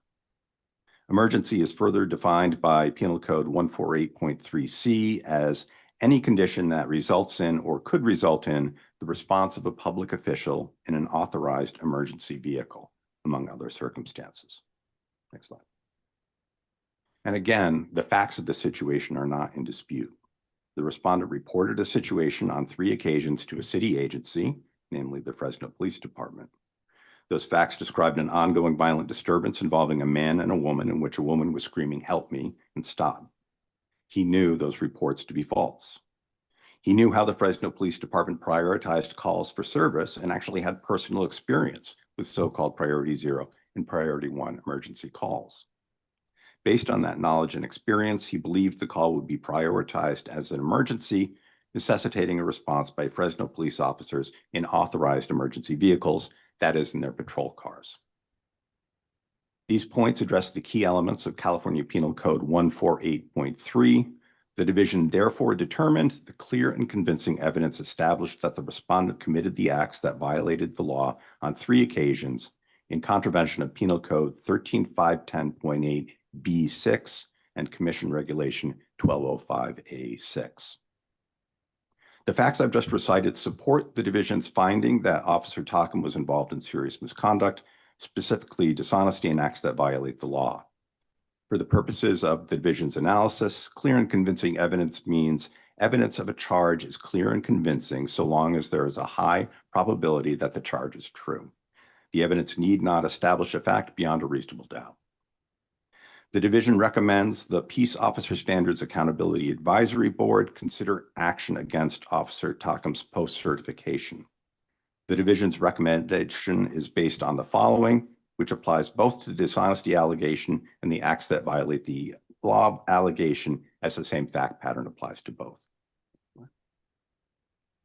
Now, as I stated above, the respondent's misconduct was repeated, material, and egregious, with the respondent making 3 fabricated reports over a 41-hour period.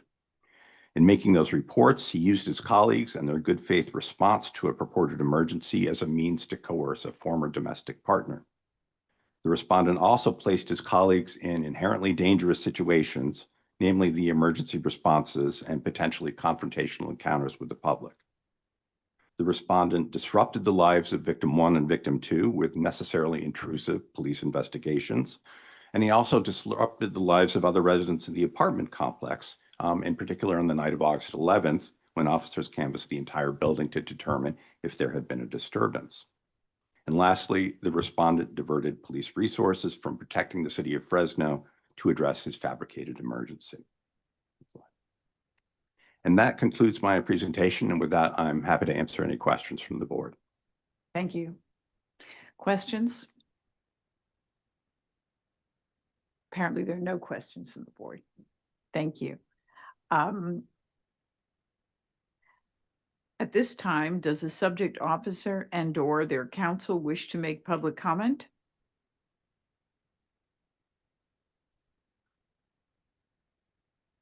Is there someone remote on this one? No. So there's no written comment. So they received. Yeah, 11, okay. Okay, go ahead, please. I was wondering if you could, I know there's a provision in the code that talks about looking at the facts of. Yeah, we can't hear you. Would you mind starting again? Is Sure. there- I think there's a provision in state law that talks about looking at these cases in light of the totality of the circumstances of the individual officer, looking at their background, et cetera. Can you talk a little bit about that provision? It's not so much in the law. I can tell you that it's, we as board members can consider those kinds of things in making our recommendation. Okay, so Um, it's not in state law? I don't think it is. I think it's part of the policies of this board, but let me check with the real lawyers I here. think what you're referring to, Board Member Pena, is the 1213 factors in our regulations that look at the different circumstances. That's going to be the nature and severity of the act that could be at issue, the circumstances surrounding the conduct and the extent to which it impacted or caused any actual potential harm to the public, whether the officer is currently employed or not, whether it was committed under color of authority, or while working in the capacity of a peace officer's prior conduct, discipline, and service record, the proximity or remoteness in time since it occurred, any mitigating or aggregating factors or evidence of rehabilitation, the degree of accountability and cooperation with the investigation evidenced by the peace officer, the extent to which discipline or forbearance would impact the best interests of the public service, the employing agency, and law enforcement, the motives of the peace officer that resulted in the conduct, consistency of the penalty with those imposed upon other peace officers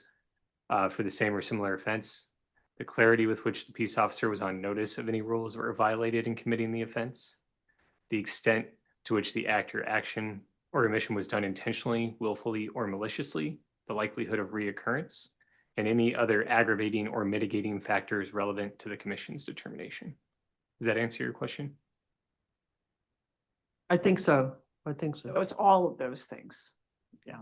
And also just real quick, I think you might be referring to when it's use of force. There's the totality of the circumstances, and that is in law.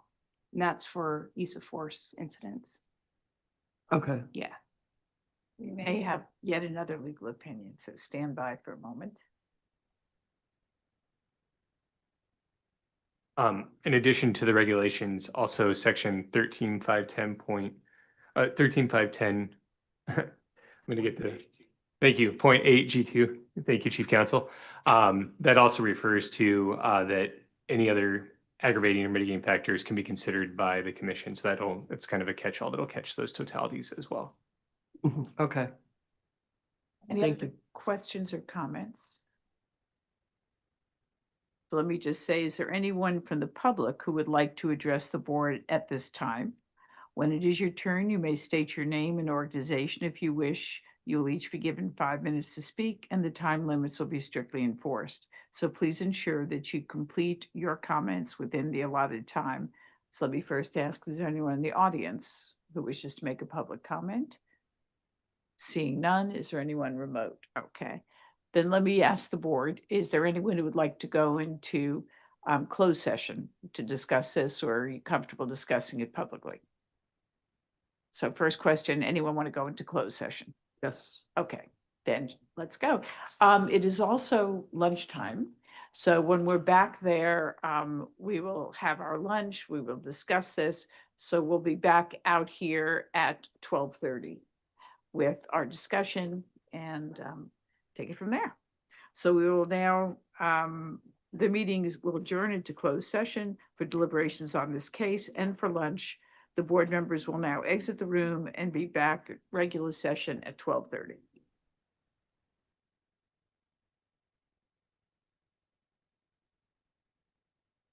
And still, there's a whole walking. Thank you all for being on time.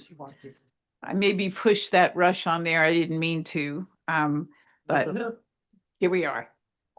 We need the court reporter. Yeah. Yes. Thank you. Yeah, And she's not, I gets a- keep calling her a court reporter. Yeah. Yeah.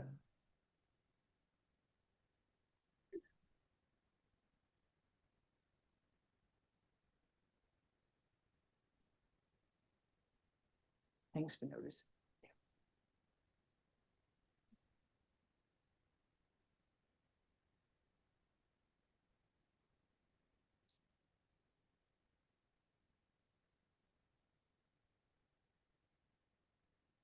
Kathy, just tell me when you're all set. Ready? Okay, thank you. We will now reconvene to regular session to take a vote on the board's recommendation in the matter of case post 2316280.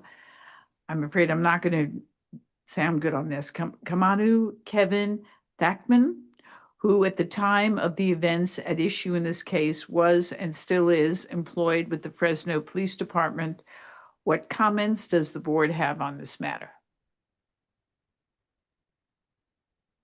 Yeah, please, Nicole, Ms. Klappa.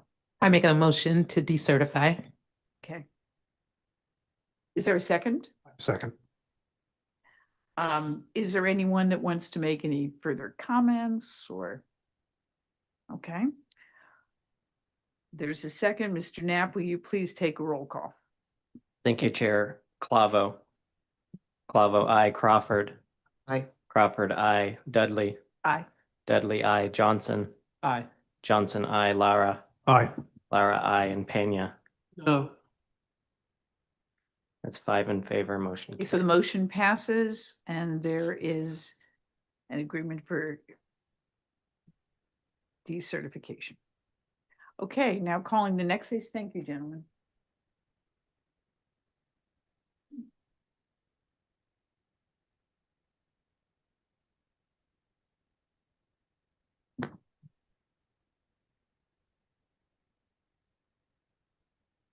And at this time, I will call upon law enforcement consultant Raymond Betchler, Professional Conduct Northern, and Brian Hoffman, Attorney 4, Legal Affairs Bureau, to provide a report on post 2402338, Elliot Lopez, who at the time of the events at issue in this case was employed with the California Highway Patrol. Thank you. Good afternoon, Chair, members of the board. My name is Ray Beckler, and I'm a law enforcement consultant assigned to the Professional Conduct Northern Bureau in the Peace Officer Standards Accountability Division. With me today is Brian Hoffman, an attorney with our Legal Affairs Bureau. I'm here today to present case number post 2402838 involving Elliot Lopez, hereafter referred to as the respondent, formerly of the California Highway Patrol. It is the division's determination that clear and convincing evidence exists to demonstrate that the respondent committed an act of serious misconduct as set forth in Penal Code Section 13510.8 on March the 24th, 2024. Specifically, the division has determined that the respondent committed the following act of serious misconduct, acts that violate the law. In this presentation, I will present a brief outline of the division's findings regarding this matter. The respondent began his career with the California Highway Patrol on June the 18th, 2004. He received his basic certificate on March the 18th, 2009. He was an active member of the peer support team. The respondent had 3 past annual performance evaluations for 2024, 2023, and 2022. The respondent was rated either proficient or excellent in all categories. The respondent had no prior complaints of misconduct resulting in disciplinary action from his agency. In regard to the present allegation, the California Highway Patrol became aware of the respondent's misconduct following his arrest in Las Vegas, Nevada on March the 24th, 2024 for domestic violence against the victim who he was in a qualifying relationship with. The respondent resigned from his employment prior to being interviewed by Internal Affairs and discipline being imposed. The CHP completed their administrative investigation and sustained allegations of misconduct against the respondent. On October the 15th, 2024, CHP reported this case to Post. A factual summary of the respondent's misconduct is as follows.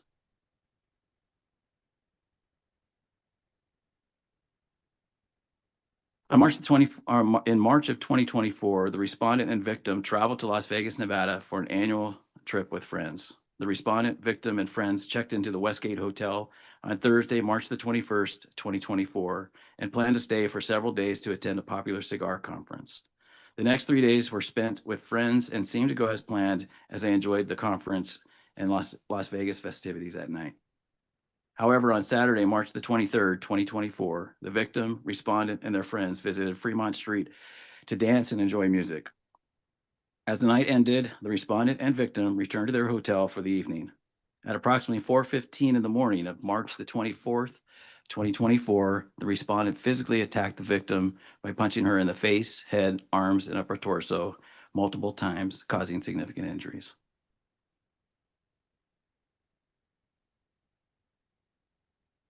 Hotel security received numerous calls from nearby guests regarding screaming and yelling emanating from the respondent's room. They were directed to the respondent's room where the yelling was coming from and contacted the respondent. According to security, they made entry into the room and saw the respondent holding a trash can and had vomited. He also had blood on his finger. Security asked the respondent where the victim was and eventually called her on a cell phone. The victim answered the phone and alerted hotel security that she was on the 25th floor. Security contacted her and called 911 for police and medical assistance. Security detained the respondent in handcuffs and escorted him down to the security office awaiting a police response. Las Vegas Metro PD officers Mayer and Wynn arrived at the hotel. Mayer contacted the respondent who was being detained in the security office, while Wynn checked on the victim who was on the 25th floor. According to the Las Vegas Metro PD crime report and in her CHP administrative interview, the victim stated that she and the respondent had been drinking at the Fremont Street experience. The respondent drank too much, fell to the ground, and blacked out. Friends had to call an Uber to get the respondent back to the hotel. Their friends had to help walk the respondent to their room and place him on the bed. While the respondent laid on the bed sleeping, the victim looked through his cell phone. In doing so, she found several sexually explicit messages and photographs between the respondent and another person. The victim thought to herself, "Not again." After sitting with her sadness and disappointment, the victim tried to go to sleep, but it was difficult for her to get into the bed as the respondent was taking up most of the bed space. The victim made numerous attempts to wake the respondent in order to have him move over so she could sleep. Lacking a response by the respondent and frustrated, the victim asked the respondent about the person he exchanged sexually explicit photographs and messages with, calling the person out by name, who is, upon hearing the person's name, the respondent suddenly woke up, looked around the room, and began wailing on her. The victim described wailing as throwing punches to her face. She fell off the bed onto the floor, curled up in a fetal position, and screamed for the respondent to stop as he continued to repeatedly punch her. The respondent stopped his attack momentarily, which allowed the victim to grab a cell phone off the table and run out of the room. Officer Wynn took numerous photographs of the victim's injuries.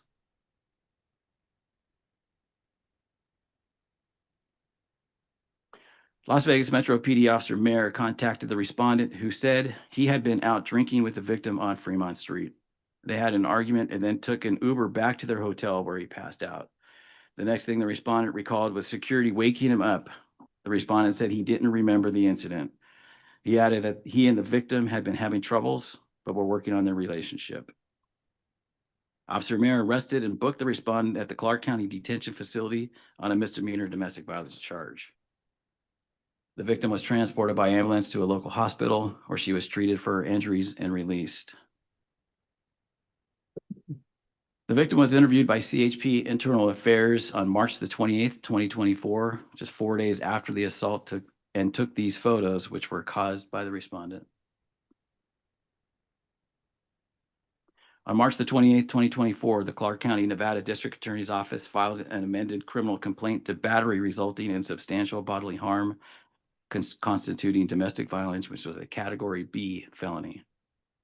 On July the 9th, 2024, the respondent pled nolo contendere to a misdemeanor domestic battery charge. The respondent was required to attend 13 classes of anger management counseling, spend 2 days in jail, pay court fines, and submit to a mental health evaluation.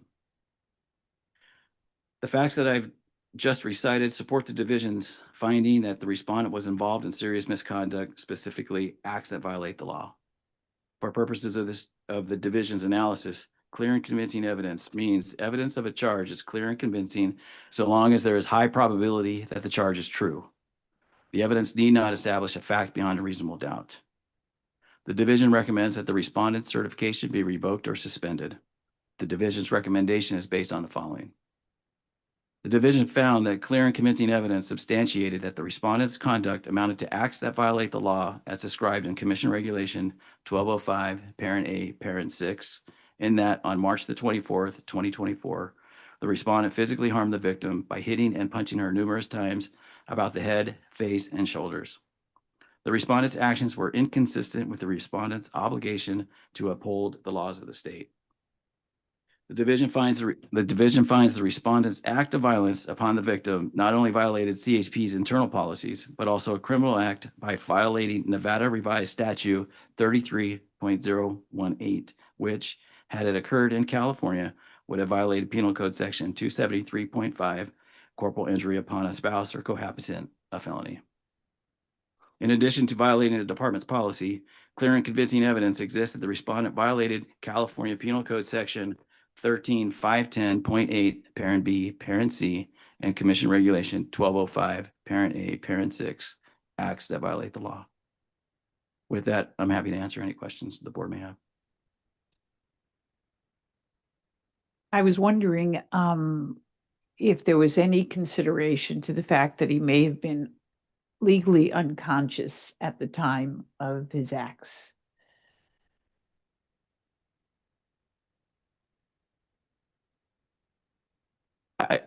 Go ahead. When you say legally unconscious, I'm sorry. As we know, as attorneys, if you commit an act, but at the time that you commit the act, you're unconscious, then you're not liable for an action. So batteries in Nevada and California is a general intent mens rea. In terms of whether or not he was legally unconscious or not, the investigation, I don't remember if there was a BAC level taken promptly as part of the investigation or not. So we don't know what his level of intoxication actually was. Full determination made on whether or not he was legally unconscious by anyone in Las Vegas or by the division. Yes. I remember reading in the report that the defendant had mounted the victim, and so for me, and for those who He did what? well, a mount is a position in, say, like in a mixed martial art, when a person is either kneeling over or on top of. And so if we're talking about intentionality, this does not appear to be wild flailing of an uncontrolled, intoxicated person, but a purposeful, intentional mounting of a person to inflict more severe harm. And so could you elaborate for us if I am correct in my recollection of reading that some of the attack occurred from a mounted position? Yeah, excuse me. Yes, the victim did mention that when he got off the bed, got on top of her in an MFA or MF, whatever. MMA style, mounted her and then began wailing on her. That's her words. To address your point, Chair, the issue of his awareness spiked when he heard the name being said, is when he came to, and then that the whole subsequent violent act occurred after that. So he was aware enough to understand who she was talking about, the victim was talking about, and then reacted accordingly. And he pled guilty. He pled no low contendory. Right, okay, so. Yes, The essentially. same as pleading guilty for all criminal He took purposes.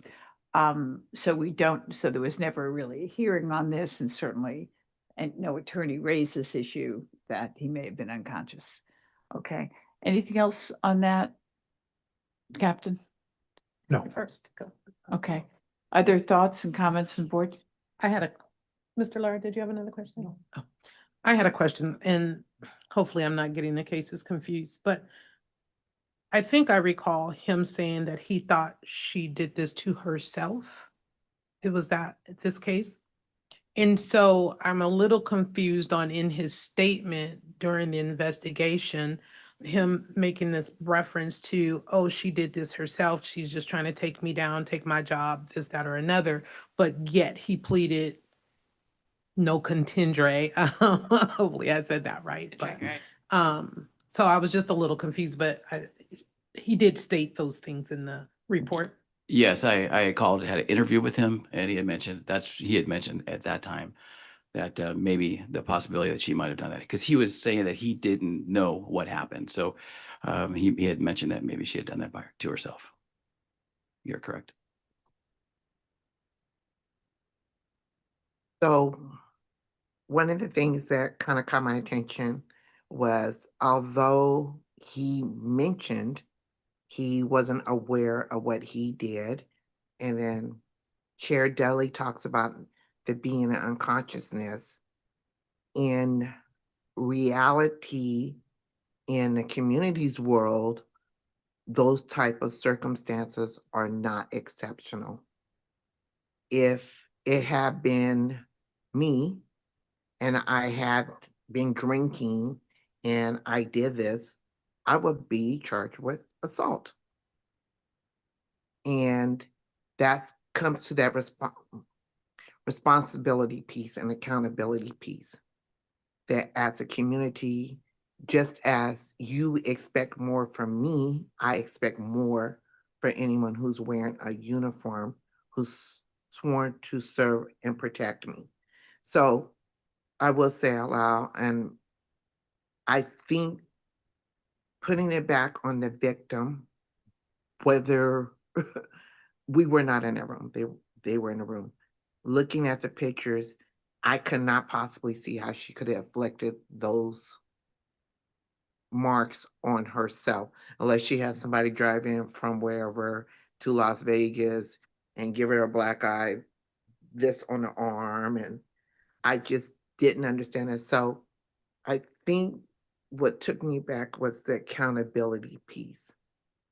And so, Just to be clear, I'm talking about a state of blackout. right, So where someone who commits what would be a crime if you weren't in a state of blackout versus someone who was. The reports that we read talk about him collapsing, him needing to be lifted, him needing to be moved onto the bed, his being non-responsive when she wanted to get into the bed. And I just didn't have a clear understanding about that as I was reading the reports. And that's where my question came from. I mean, there's no doubt in my mind that if he was conscious and these were the kinds of things he was doing, how outside the law they are. I just wanted to address that question, but I certainly understand the accountability issue. Yes. I believe it was in this record where once they got into the hotel room, he was on what's it called? He was communicating with someone online. I'm not familiar with what you're referring to.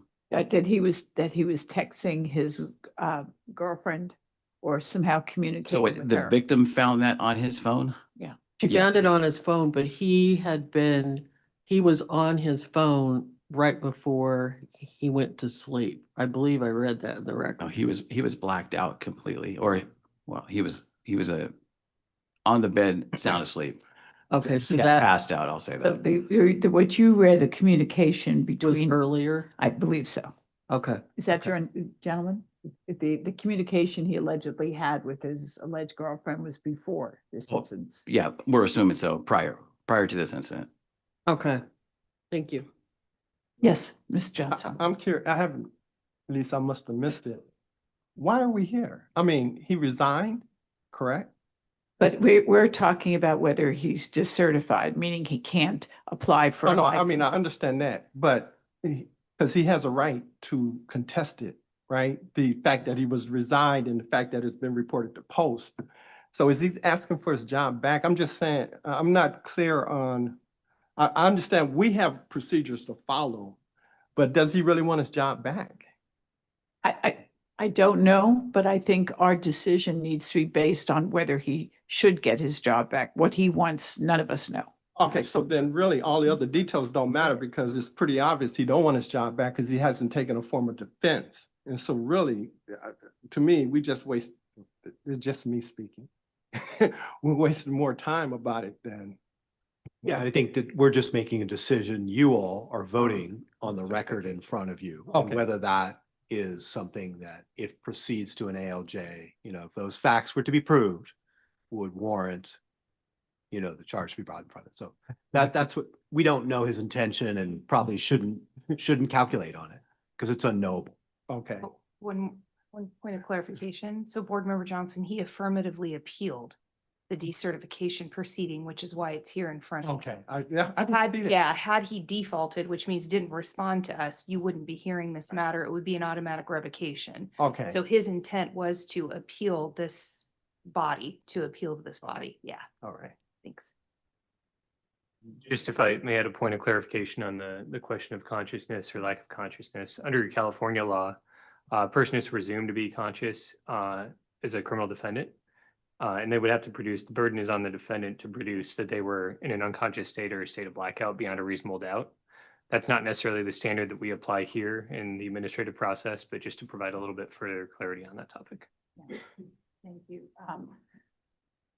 Because there wasn't a hearing, that never came up. He pled no.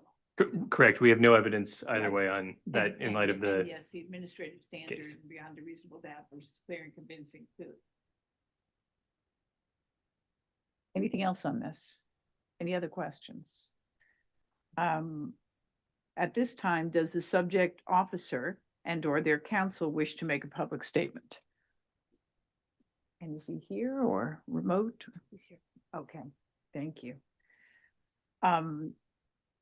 You'll be given 5 minutes to speak and the time limits will be strictly enforced. So please ensure that you complete your comments within the allotted time.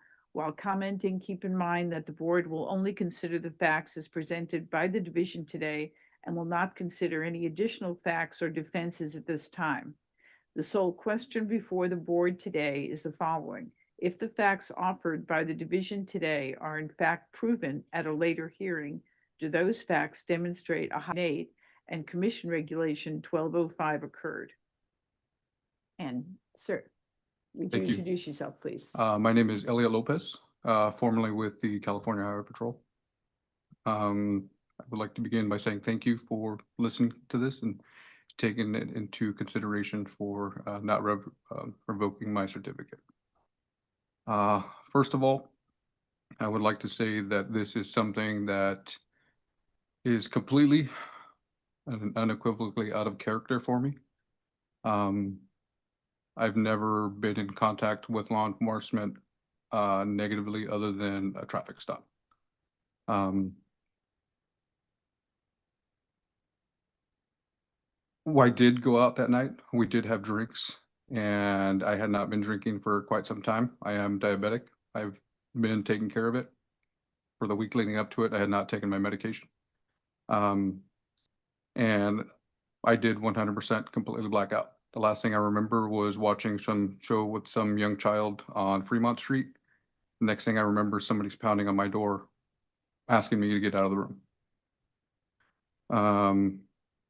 As per witnesses on BR11, witness 1 in the IA investigation corroborates the fact that this was something completely out of character. On talking to one of the witnesses, he gave me a statement stating that my spouse, once they threw me in the room because I was completely unconscious, followed them out to the elevator and told him that I had asked her for a divorce a month before. The reason I went to this, to Vegas for the cigar convention was because friends of mine, of ours, had paid for the entire trip. And I didn't want to leave them behind. I didn't want to not to spend the money that they had already spent on me going. She told him that ever since that I asked them for the divorce, all I talked about was wanting to beat her up, which I can tell you 100% is not true. After the incident that occurred and everything that happened, law enforcement did not take any photographs of myself, of any wounds that I may have had on my hands or defensive wounds from her. Nothing. There was nothing on me, which is something that I remember sitting in jail just looking at to try to see if I had anything. Since the occurrence, I have done everything that is required of me. I know the question of did I plead no contest came up. Yes, and I will explain myself at the end because I don't want to make sure that I have enough time. If you need additional time, you can have additional time. Okay. The reason I pled no contest was because I was given 5 minutes. I went to Vegas. I was told, hey, this is a preliminary hearing. I said, perfect. No, not guilty. We'll figure this out later. He goes, no. That's not how this works. He goes, you can either plead no contest or you take this to court and you lose, you go to 1 year in prison automatically, no matter what. You have 5 minutes to decide. So being an ex-police officer in another state, going to prison for a year, or I plead no contest and I do everything they ask and this goes away in a year. To me, it was an easy decision. I don't feel I did it, and I'm not placing blame on her. It's just very hard that we were married for 14 years, together for 18. I asked her for a divorce a month before this happens, and then all of a sudden I become this violent monster that attacks her. That's why I find it very difficult to believe that I had something to do with this. It sucks. I was a horrible husband towards the end of the years, but I'm not violent by any means. I did this job for 17 years. Not once, you heard him testify, not once did somebody complain. And I was in a lot of fights. And I'd pick people up, dust them off, and my commander would actually we talked about this after the fact. She goes, it's funny how you get in fights with people and you guys are laughing on the way to the jail because they think you're the coolest guy ever for not going farther and beyond of what you should have because they deserved it. She goes, and you guys are like friends. She goes, I don't know how you do it, but it always happens. Getting back to this, the reason I believe, and I'm not, again, shifting blame, the victim, my ex-wife in this, has changed her stories on 3 different written accounts of this. The first was she found text messages. The report she gave to Vegas Metro was she just pushed me and I went crazy. Another account was she just walked by and I just woke up and started swinging. And she told several people that she felt her life was in danger. Yet again, at no point did I have any kind of defensive wounds. Being a diabetic, those defensive wounds stay for quite a long time. I have scratches on my feet from 2 years ago. So I still to this day have nothing from that night.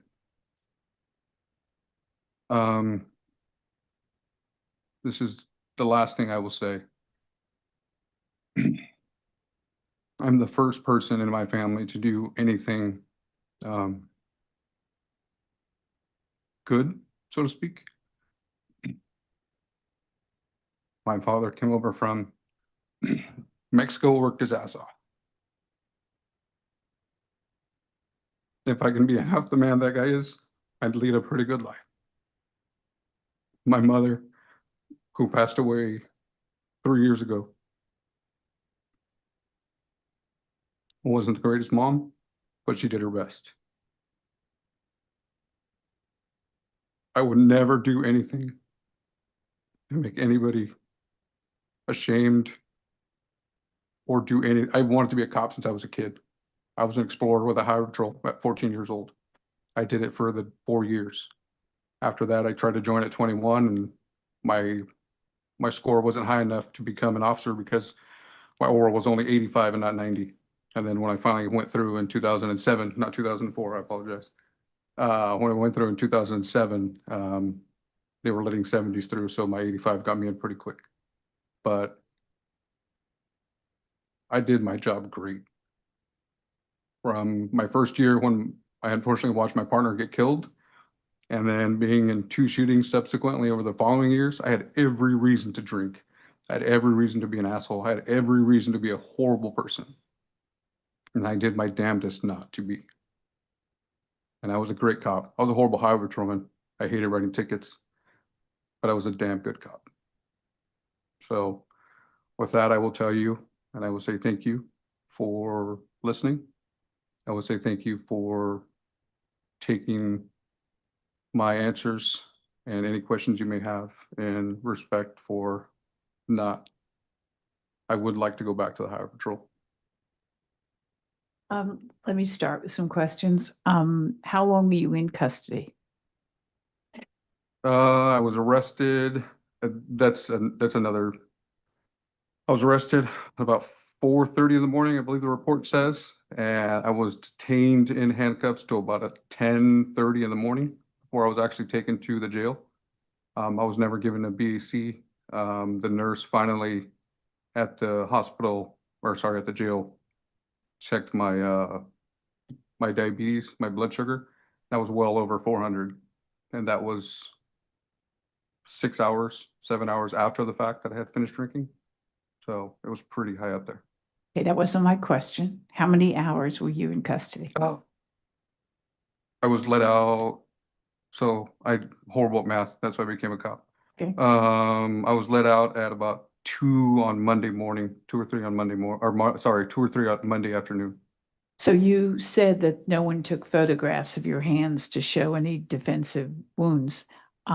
You've done evidence collection your entire career. Why didn't you get photographs of your hands? It wasn't, how do I say this? It wasn't, I was so in shock of everything that happened. I mean, I should have. I understand what you're saying. No, only because you said when you were in custody, you were looking at your hands and saying they didn't take pictures of my hands. So it was a thought you already had, but when you got out of custody, you didn't get photographs of your hands. I was just trying to get home. I apologize.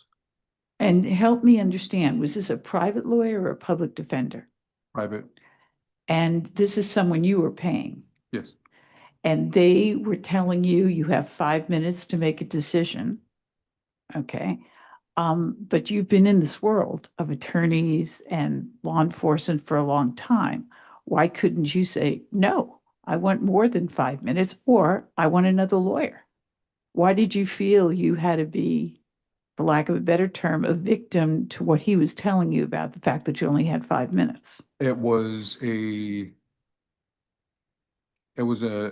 decision that rationale and emotions kind of played in. It was, hey, this or that. Now, like, we can take this, but you're gonna go to prison. You have no defense. So, and you felt there was nothing you could do, I felt helpless. It was just, I was so emotionally even charged. though this is someone you're paying to do a job. Okay. And how did your ex-wife get all those injuries? I don't know. I can assume, but I can't tell you. So what do you think happened? What do I think happened?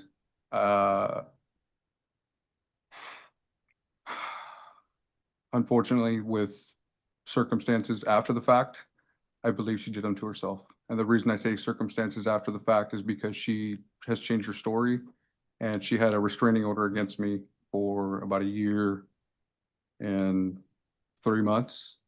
And then she goes, hey, I'm going to take it off, but I want you to continue. You can't be a cop. Like, baby go to post and do all that stuff. And just recently in the last 30 days, she's upset because I'm not paying for everything. So she has told her lawyer to place a restraining order back on me so I can pay for all the bills at the house.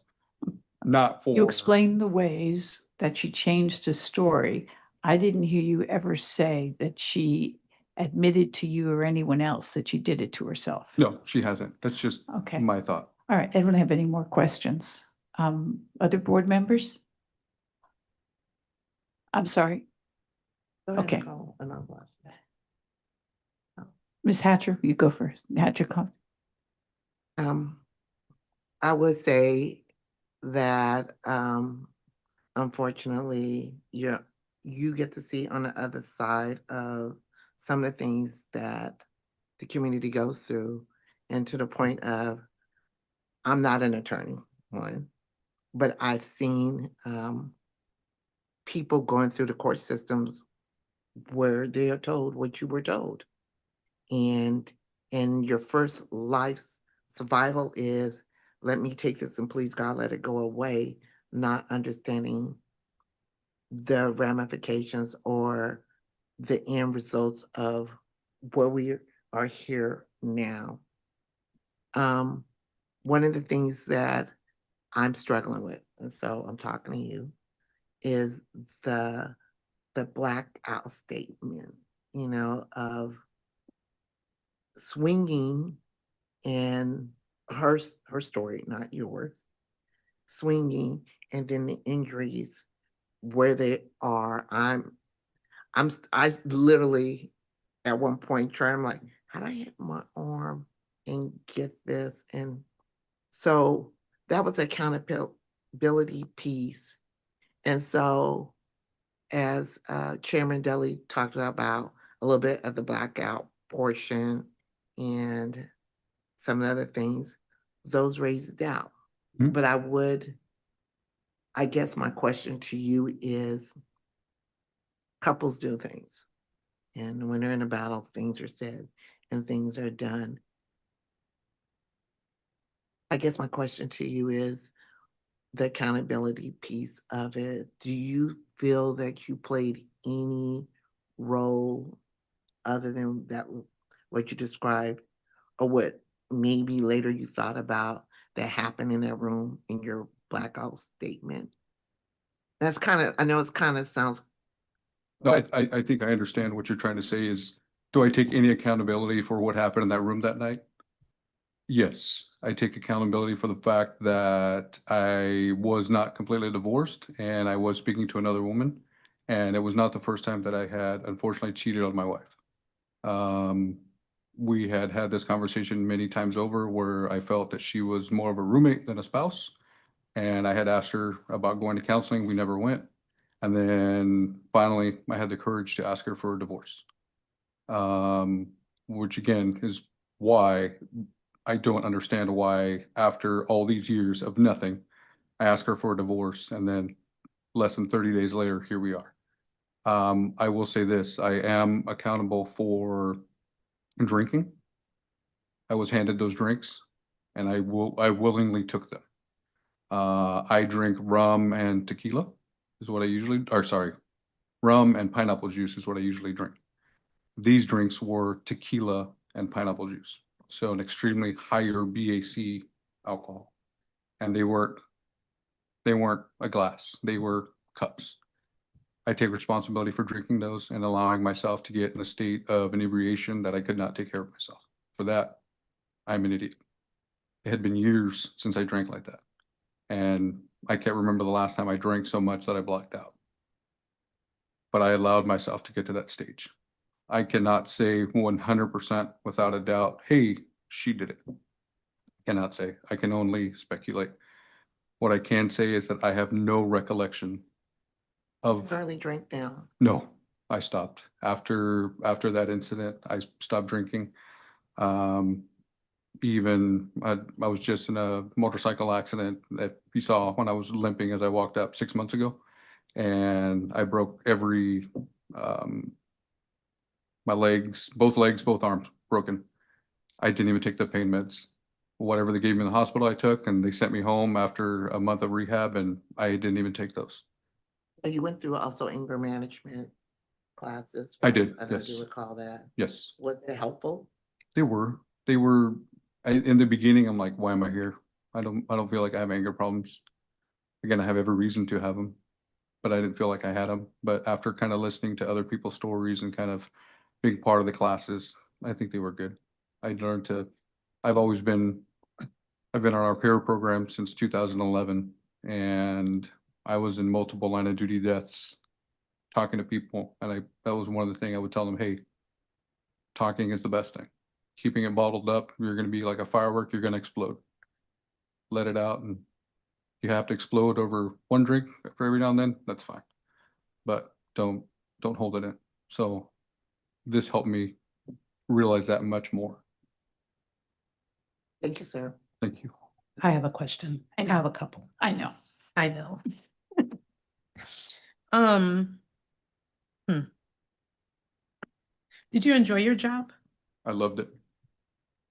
I've heard you made the statement a couple of times while you were speaking that you had every reason to feel angry, or why?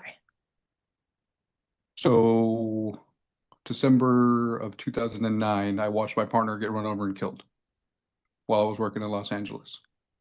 That was trauma that I would say a very small percentage of officers deal with. Being with someone you went to the academy and you watch them lose their life right in front of you, and you can't do anything to save them. And I remember me and my spouse, she was my girlfriend at the time, arguing about it. And I'm telling her, hey, I should have died. We have no kids. He's got 5. Why did God decide to take him and not me? Many times people would get in fights with me. Again, as a highway patrolman, we work alone for the most part until we get together at night. So there was plenty of times where I fought with people by myself. And in an unincorporated area like Tuolumne County, backup can be 45 minutes away. That's why it's nice being when I worked in LA, because backup was always about 5 minutes away. So there was always that portion of stuff. I, in my career, have been in 2 shootings. Unfortunately, the second shooting I was in March of 2022, the party that I was involved in a shooting with did lose his life. That is something that we know as law enforcement is possible, but that is not something that any of us want to do. And I didn't want to do it, but when somebody points a gun at you, you have to protect yourself and the person next to you. So it happened. And again, you know what? I can just drink and I'll be fine. Did But you I seek didn't. counseling for any of those incidents? Are you seeking counseling now? Yes, so I did seek counseling for all those incidents. And as of the incident that occurred in March of 24, I have been going to counseling every 2 weeks minimum. So either by phone or in person. So it'd be my assumption that through your training, you've probably seen domestic violence victims. You've may have investigated some. So how would you say, in your professional opinion, one would receive bruises as extensive as your former wife received, and how would one do that to themselves? How could one do those type of arm bruising, black their eyes, facial jaw bruises to themselves? So many ways, unfortunately. And the only reason I know is from conversations that I've had after the fact with people that have had, like one friend I talked to, she goes, yeah, my mom used to beat herself all the time and call the cops on my dad. And she would literally hit herself or grab something and hit herself. She'd run into the wall, do all these things. I don't know if she did that. I will tell you this, that I was an instructor for physical methods of arrest and fighting, defense tactics in the academy, or not in the academy, but at the office. I was a training officer for that. And I'm a large individual. Something I did think about after the fact is if I did hit her the way she said I did, she has veneers. I would have easily knocked a veneer out. I would have easily broken a nose. I would have easily broken an eye socket. I'm not a small man. And if I was as angry as she's saying I was, and I was trying to murder her like she said I was, those wounds that you see in those photographs would have been much worse. So again, I'm not saying that in my heart, I don't feel like I did it. The only other thing is I feel that she did it to herself. I do feel had it had been me, the injuries would have been much worse, giving her account of the actions. Last question.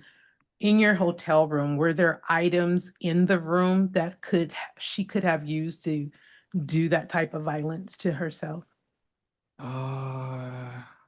It's been a while. I mean, she could have hit herself with a lamp. There was lamps in the room type thing. There was TVs, there was drawers, there was the bed, there was the floor, there was walls. Normal, yeah, hotel nothing room I can, items. there was no bat in the room. Okay. Nothing like that. Thank you. A couple of questions for you. Catherine. So first thing is, the first things I've heard you say today were, I don't feel I did it.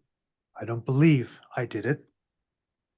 And so that being the case, just with your background as a law enforcement officer, if you don't believe or feel, or perhaps at some point you'll say today that I didn't do it, why would you not have taken this to trial? Instead of, I mean, I hear I had the 6 odd minutes to do so, but you had 2 opportunities to explain and defend yourself. The first is a trial. And to my mind, the second is you could have given a compelled statement with your agency under the threat of losing your job, but you chose to take neither of those opportunities to defend yourself. Can I ask why? So the first reason for while we were in trial was the 1 year in prison. That was hands down the reason that I took the plea, because he's like, hey, 1 year in prison, you're now a felon. You can never own guns ever again, and kiss your law enforcement career goodbye. That was hands down for that one. For the one before that in April, so the jury trial was July, or not the jury trial, but when I pled no contest was July. The interview or resigning from the Highway Patrol was in April. I was told by our union, one of the head guys in our union, don't even fight it because you're going to lose your job. And I'm like, wait, well, what do you mean? Like, I should have a chance. He's like, nope. We had a case where husband and wife got into an argument. He was arrested for pushing her. She recanted the whole thing and they still fired him. He goes, so take away, quit, resign with your head held high, and at least you can go to another agency. Worst decision I ever made by not going through with the interview. And as I told the investigator when he called me, I'm like, any questions you have, I will answer. There was no reason for me not to answer that questions. And that's why I'm here today, so that you folks can ask any questions that you may have regarding any of the situation. I have nothing to hide. I'm not trying to do anything. I literally just would love to get back into my career. But there was no threat of a felony or 1 year in prison from a compelled statement through your agency. Is that correct? Correct. That's all I have. Yes, Mr. Johnson. So as I was reading your wife's interview, she talked about 2 to 3 years prior to the incident that she kept asking you to get help. And she did lean toward the fact that you was involved in the shooting.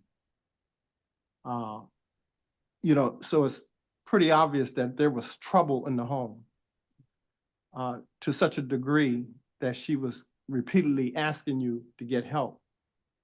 Why?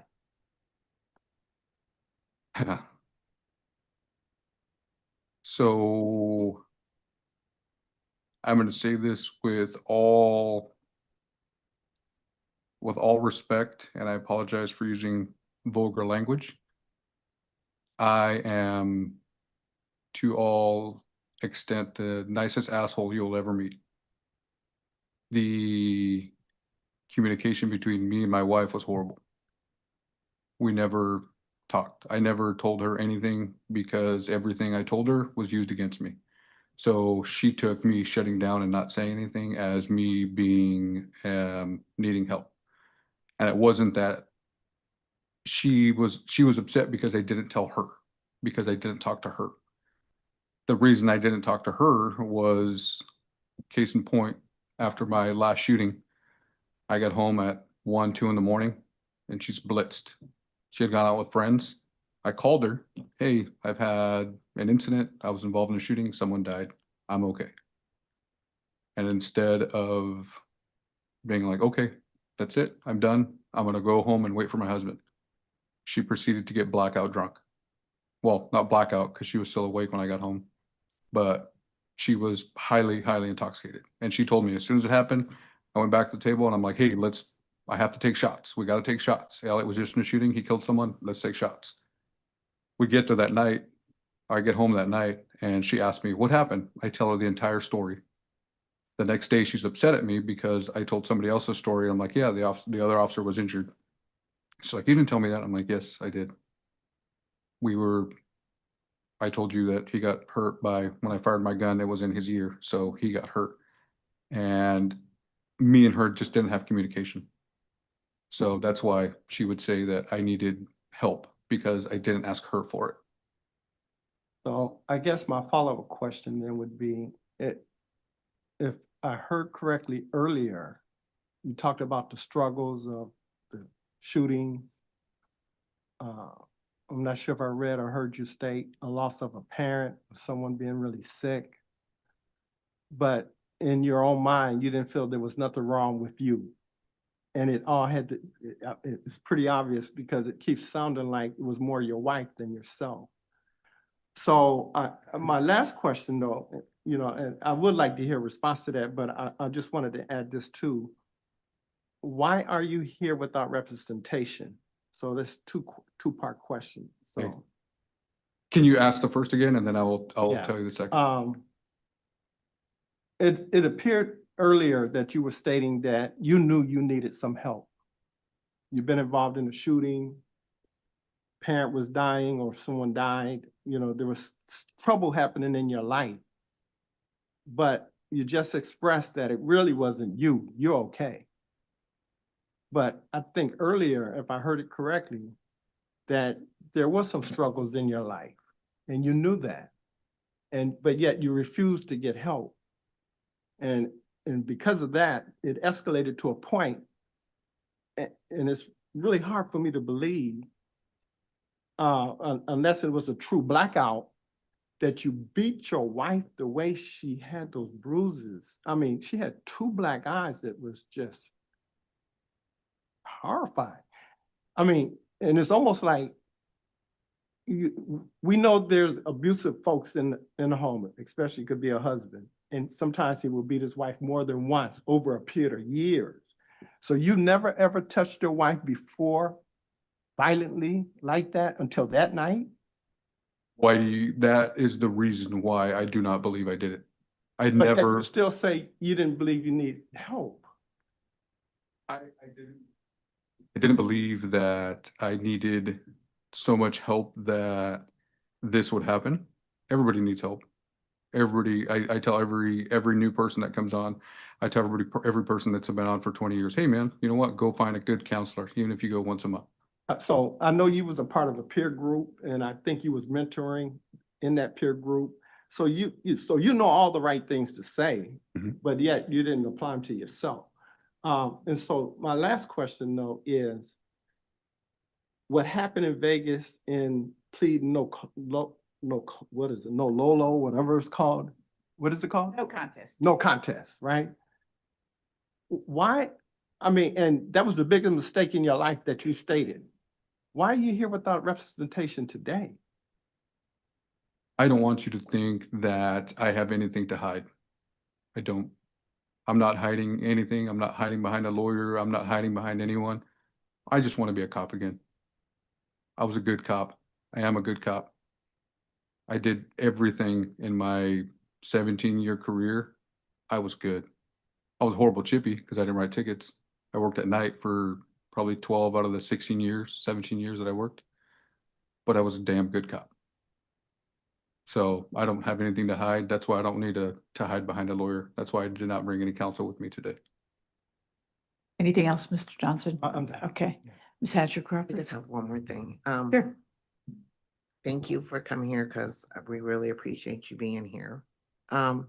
You you always make the statement, and I've heard you twice say it, maybe more than twice, that you are a nice asshole. Excuse me, Yes. Lord, for saying that. What does that exactly mean? Again, and I'm speaking from the community, and I believe in community policing. And if I run across an officer that is that, I may have a problem. So could you kind of expound on that? So the reason I say that I'm a nice asshole is because you get what you give. If you're nice to me, I will be nice. I was told a long time ago in the beginning of my career to do the job like your family standing over your shoulder. And if somebody's being nice and somebody's being respectful, that's exactly what you get. If somebody is trying to be an a-hole back to you, if somebody's trying to just chip on you and somebody's just trying to, sometimes you kill them with kindness, but sometimes you got to treat them the way they're treating you. And I can't tell you how many times, and I have an old partner that still complains to this day, how he would say please and thank you. And I would tell people to shut their effing mouth. And after that, they're like, okay, you're not messing around. I'm like, nope, we're not messing around. You did something wrong. And if you want to try to fight and complain, you can fight and complain. If you want to be rude about it, I'm going to be rude back. So that's why I tell people I'm either the nicest thing that you'll ever meet in people's story, or I'm the worst thing you'll ever meet in people's story. And believe both of those because they got what they deserved accordingly. So that's why I say I'm the nicest asshole you'll ever meet. Is there anything else? Yes. Have to. Yes, Ms. Pena. You said that you'd had problems in your marriage for a while. Correct. How many years would you say you'd had problems? 5 or 6, if not, yeah, 5 or 6 years at least. You also mentioned, I think you mentioned that, well, you mentioned you were having an affair and it wasn't your first time. Correct. And so you'd had another affair earlier. Did your wife know about that one? They did. So I would imagine you probably had arguments from time to time. Yes, from time to time. I wouldn't say we were that couple that argued every week or every month even. We would get into big arguments like once every 6 or 7 months and then not talk to each other for 24 hours. And then the next day, one of us would see who wanted to go to lunch and it was over. I'm not one to hold grudges, and neither was she. Did your wife, when you would get into arguments, would your wife ever be physical with you? Yes. And what did that look like? There was one occasion, September 2019, I believe. We were in Vegas for the softball tournament. She found messages on my phone that were sexual in nature. And I had had a couple of drinks, so I was kind of in the bathroom and she began kicking me in the stomach while I was on the ground. And I didn't tell anybody because just a couple kicks, I was an idiot. And unfortunately, it's not one of those things where guys are like, oh my God, my wife beat me up. You know what I mean? So I didn't say anything. She threw the first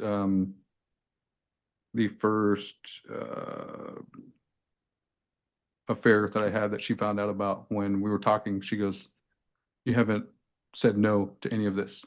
I'm like, nope, I had the affair. She had a glass beer bottle in her hand and she threw it at my face. And I was able to swipe it away with my hand. So again, it didn't cause any harm. It didn't cut me. It didn't hurt me anyway, but she threw a glass beer bottle at me. I've only told my counselor and an old lawyer, and that was the only person I've ever told about that.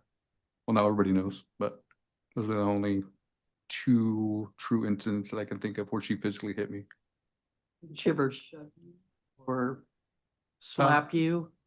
She did. The day that I asked her for the divorce. We were at our friend's cigar lounge. She had tons of drinks. She was with another friend that kind of amped her up to the point where I could see it. And I remember telling my buddy, I'm like, I do not want to go home. This is going to be bad.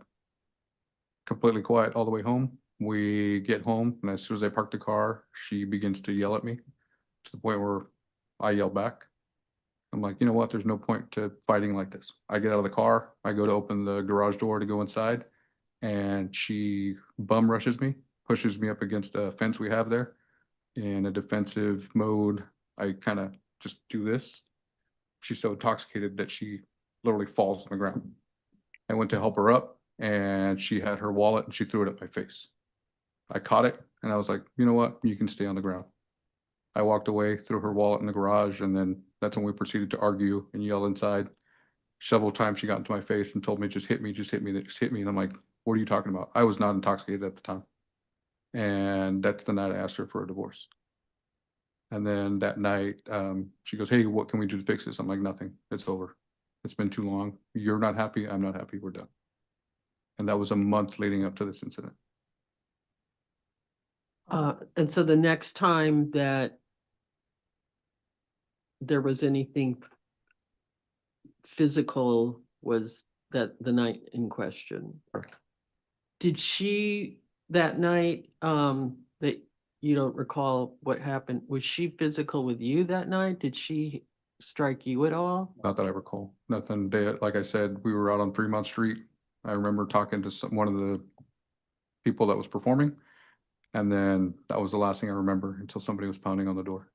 So anything that may have happened in between there, the Uber ride and whatever, there's talks of a fight on Fremont Street, but nothing that I recall. Was she also intoxicated? She was. Thank you. Anything else? Yes. How tall is your wife? 5'10", 5'11", And how tall are you? 6 feet. Did you guys have an emotionally, verbally abusive relationship? No. No, it was just, like I said, towards the end. Infrequent arguments? Infrequent arguments. And like I said, towards the end there, we were roommates. We weren't even friends. It sucked. If you were investigating this case, what would be your thought process? And if you were investigating yourself, what would you think? Old me. And that's the crappy part, is from what I've learned from this.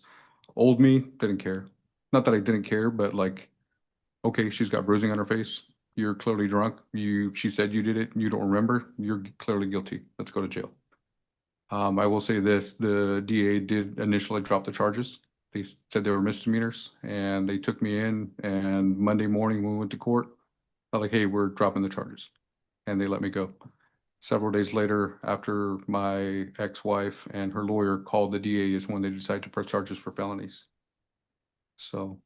Well, the old you would be like, yeah, you did this. Oh yeah, 100%. Who's the new you? The new me seeing kind of like, hey man, like you didn't recall, like all these things happened kind of going on, and I would slow down, if that made sense. I wouldn't rush to make a decision. So there was no, and that was the other thing that killed me, was there was all these witnesses and all these people that called in that night that said there was something happened in the room, but there's no witness statements from those people in this report at all. Nobody went to go talk to anybody. Nobody said, hey, what did you hear? What was going on? Was it all her? Could you hear him? What happened? Nothing. It was just, hey, there was multiple people who called in, so we responded, but nobody talked to any witnesses. That's the one thing I would have changed. I would have gone and talked to those witnesses. Thank you. Anything else? Yes. So- No, you're not. Mr. Myers could be. Oh, okay. So you are getting help now. Correct. I go every 2 weeks. We're getting ready to make a very important decision about your life. And it could be good, it could be bad. And I'm saying that to say, you speak about that choice you made in Vegas that you shouldn't have made. So you're mentally prepared for what can happen. Absolutely. Okay. All right, so I just wanted to ask a question based on your statement. You gave us a window into you by saying I'm the nicest asshole you'll ever meet. The statement that, so you kind of, the equivalent of that is you match energy. Is that, am I kind of saying that correctly? Yes, for work me, yes. Okay. So, and you said that stories may change and that your ex-wife's story has changed, but would your ex-wife's confrontation of you with your infidelity, who is she gonna get? Is she gonna get the nice guy or is she gonna get the asshole? I don't know. I wasn't, well, I don't want to say I wasn't there, but I don't remember that night. I don't know who she got.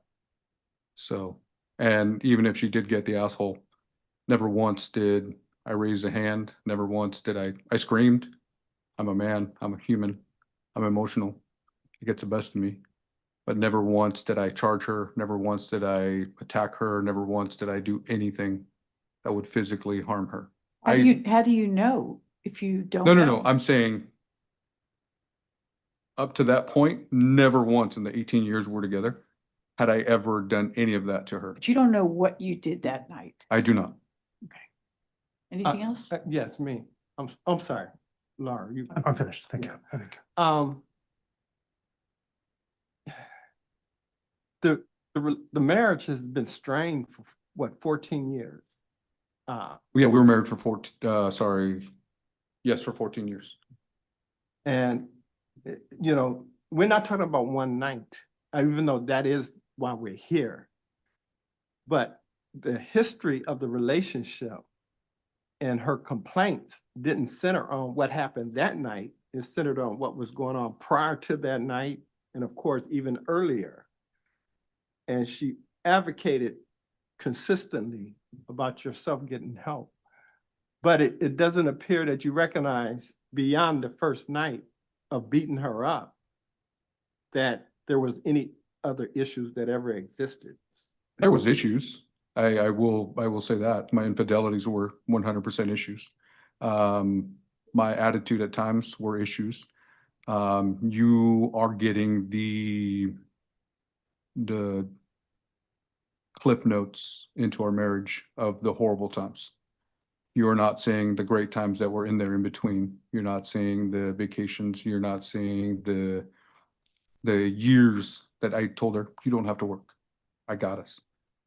And we were happy. And you're not seeing all the good times that were 90% of that. Nobody sees that. We see the negative.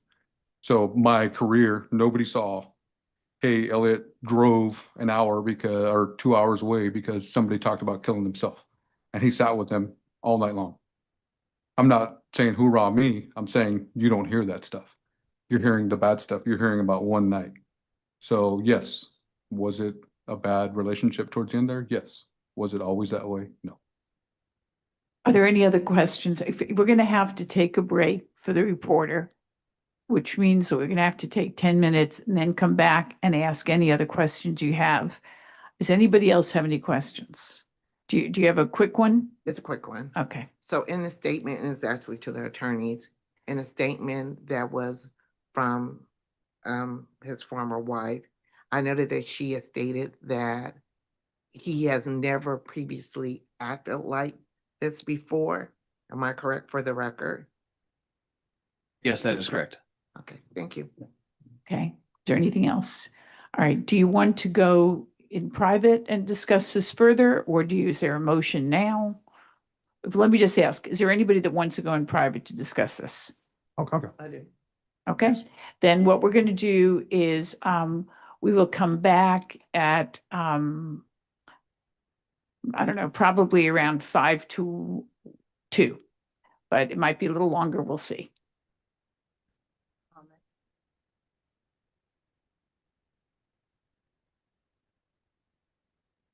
Is there anyone in the public who would like to address the board at this time? Okay, Mrs. Johnson. Okay, sir, you can step away from the mic. Thank you.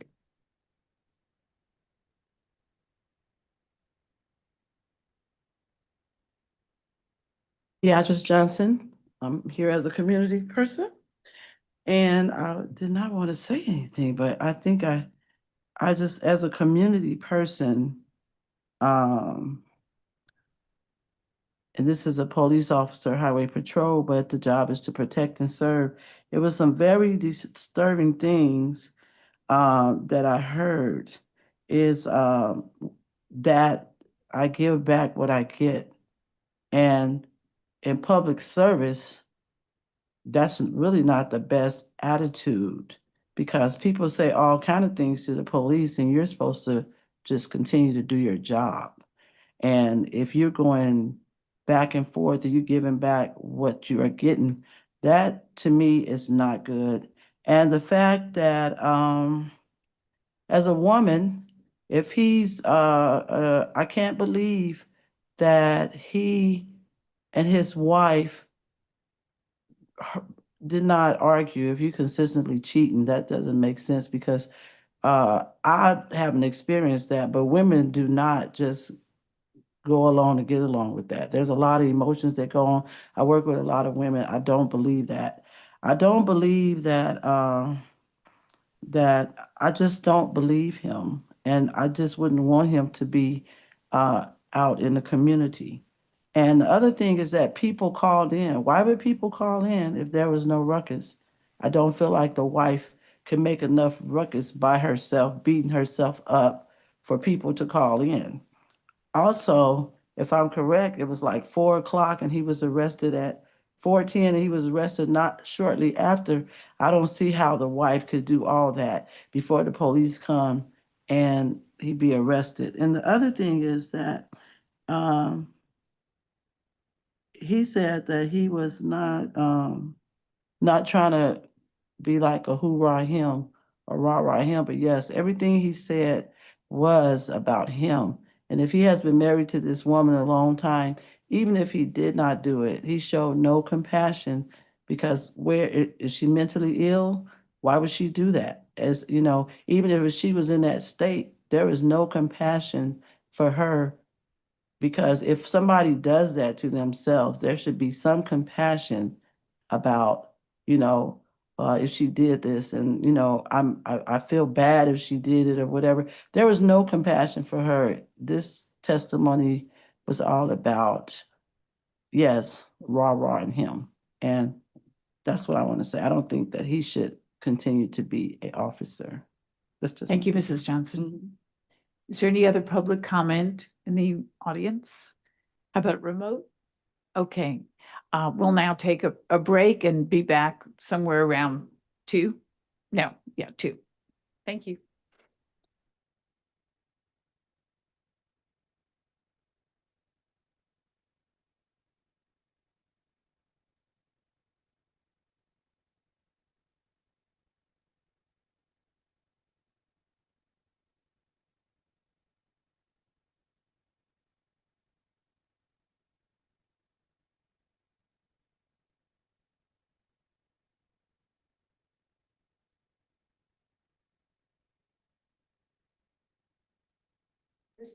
Is it St. Mary's College?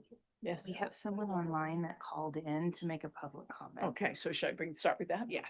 Okay, let's start up. A parent online who would like to make a public comment and looking forward to hearing that public comment. Okay, am I online? You're on and we hear you. This is Joyce Dudley. Please go ahead. Oh, thank you, Miss Dudley. My name is Olivia Kruger, and thank you for taking the time to hear me. I apologize for my voice and potential coughs I'm getting over the flu. I appreciate the opportunity to speak. I'd like to do so on behalf of Mr. Lopez. I've known him since 2007. We have been friends and continue to be friends. I'd like to corroborate that this incident is completely out of character for him. Never once have I witnessed him to be violent to his wife. I have known them both since before they were married and after they were married. I had the opportunity to speak with his wife the day after the incident occurred. She was immediately wanting to send me pictures of her injuries. I asked her if this had ever happened before, and her response was never. She reached out to his captain, the local DA, other officers, close friends, prior to his release from jail. I asked why, and she said she was worried no one would believe her. I found that to be suspicious. This had made me consider this story possibly to be by design to eliminate him from continuing to be a peace officer. Her efforts to defame him and take away his livelihood, his dream, as to what appears to be revenge by a woman's scorn. I have never witnessed her be affectionate or loving towards him. I've never asked why, because personal dynamics amongst married people are their own.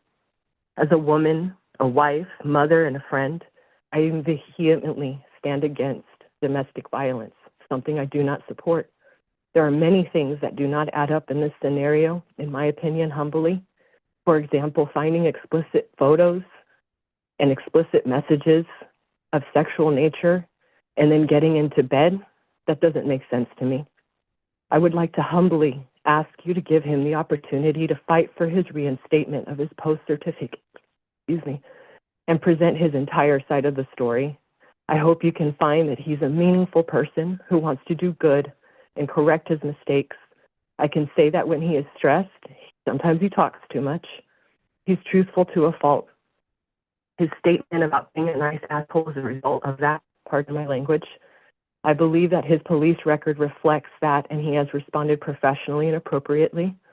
I have always found him to be a genuinely good person. He tries to see the good in other people.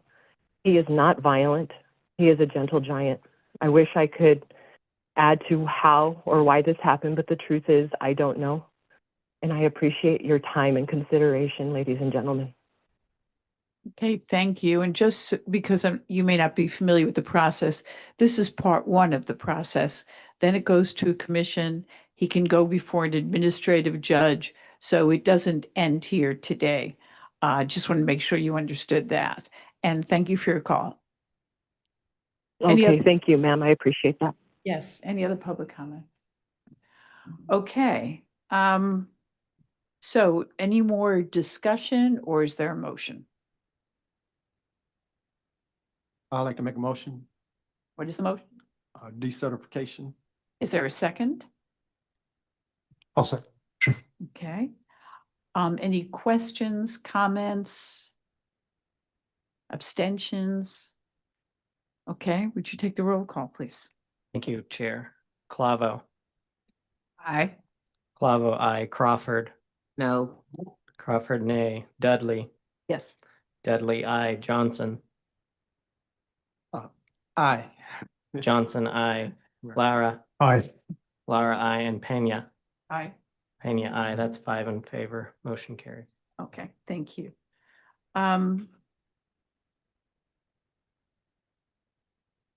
At this time, I will now call upon law enforcement consultant Raymond. Let's see. You do that?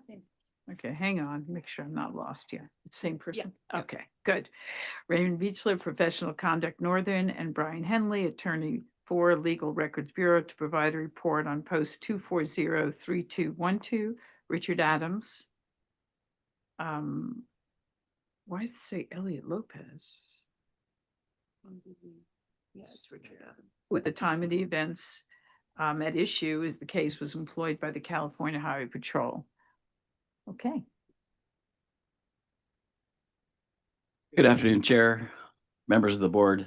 My name is Ray Beckler, and I'm a law enforcement consultant assigned to the Professional Conduct Northern Bureau in the Peace Officer Standards Accountability Division. With me today is Bryant Henley, an attorney with our Legal Affairs Bureau. I'm here today to present case number post 2403212 involving Richard Adams, hereafter referred to as the respondent, formerly of the California Highway Patrol. It is the division's determination that clear and convincing evidence exists to demonstrate that the respondent committed acts of serious misconduct as set forth in Penal Code Section 13510.8 on July the 13th of 2023. Specifically, the division has determined that the respondent committed the following acts of serious misconduct: acts that violate the law and dishonesty. In this presentation, I will provide a brief outline of the division's findings of investigations into this matter. The respondent began his career with the California Highway Patrol on June the 26th of 2017. He holds a basic post certificate, which he received on June the 8th of 2019. The respondent had no prior complaints of misconduct resulting in disciplinary action from his agency. In regard to the present allegation, the respondent reported his interaction with law enforcement to his agency on March the 19th of 2024. On April the 19th, 2024, CHP reported this case to POST. The California Highway Patrol completed their investigation and sustained allegations against the respondent, and the respondent was terminated on November the 5th of 2024. A factual summary of the respondent's misconduct is as follows. On February 25th, 2024, the respondent and his live-in girlfriend, referred to as the victim, were staying at the Hampton Inn Hotel in Poway, California. At approximately 4 p.m., the victim called 911 after she and the respondent got into an argument and his behavior was scary. The victim waited in the parking lot for police to respond. San Diego County Sheriff deputies arrived and contacted the victim, who explained the respondent was an off-duty CHP officer and was inside the hotel. The victim told the deputies she and the respondent were verbally arguing and he did not get physical with her. The victim added she wanted to drive back to their residence in Yucca Valley by herself, and the respondent wasn't letting her leave without him. While talking to the deputies, the victim informed them about several incidents of physical violence by the respondent over the past 2 years. One of the allegations of prior physical violence reported by the victim was captured on their front door home camera system. This video was shown to the deputies by the victim and depicted the respondent dragging the victim outside of the front door of their residence, forcibly pushing her to the ground, causing the victim to land on her head and upper torso. The video further showed the respondent using 2 hands to get control of the victim's right leg as he dragged her out the front door while the victim frantically yelled, "Richard, stop, stop." The victim said this incident occurred on July the 13th of 2023. At this point, I'd like to show the video.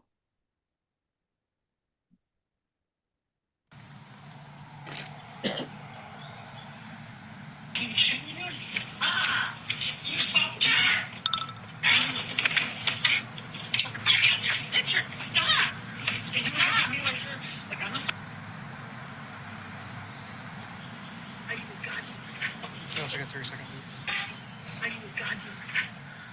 Can I airdrop this to myself, please? No. No. Okay.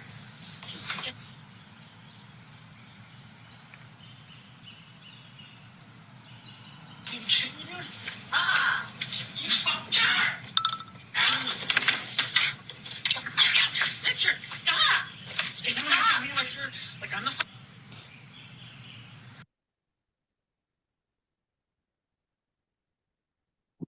The victim further reported to the San Diego Sheriff deputies 3 other domestic violence incidents, which occurred in June of 2022, May of 2023, and February of 2024, where she endured violence from the respondent.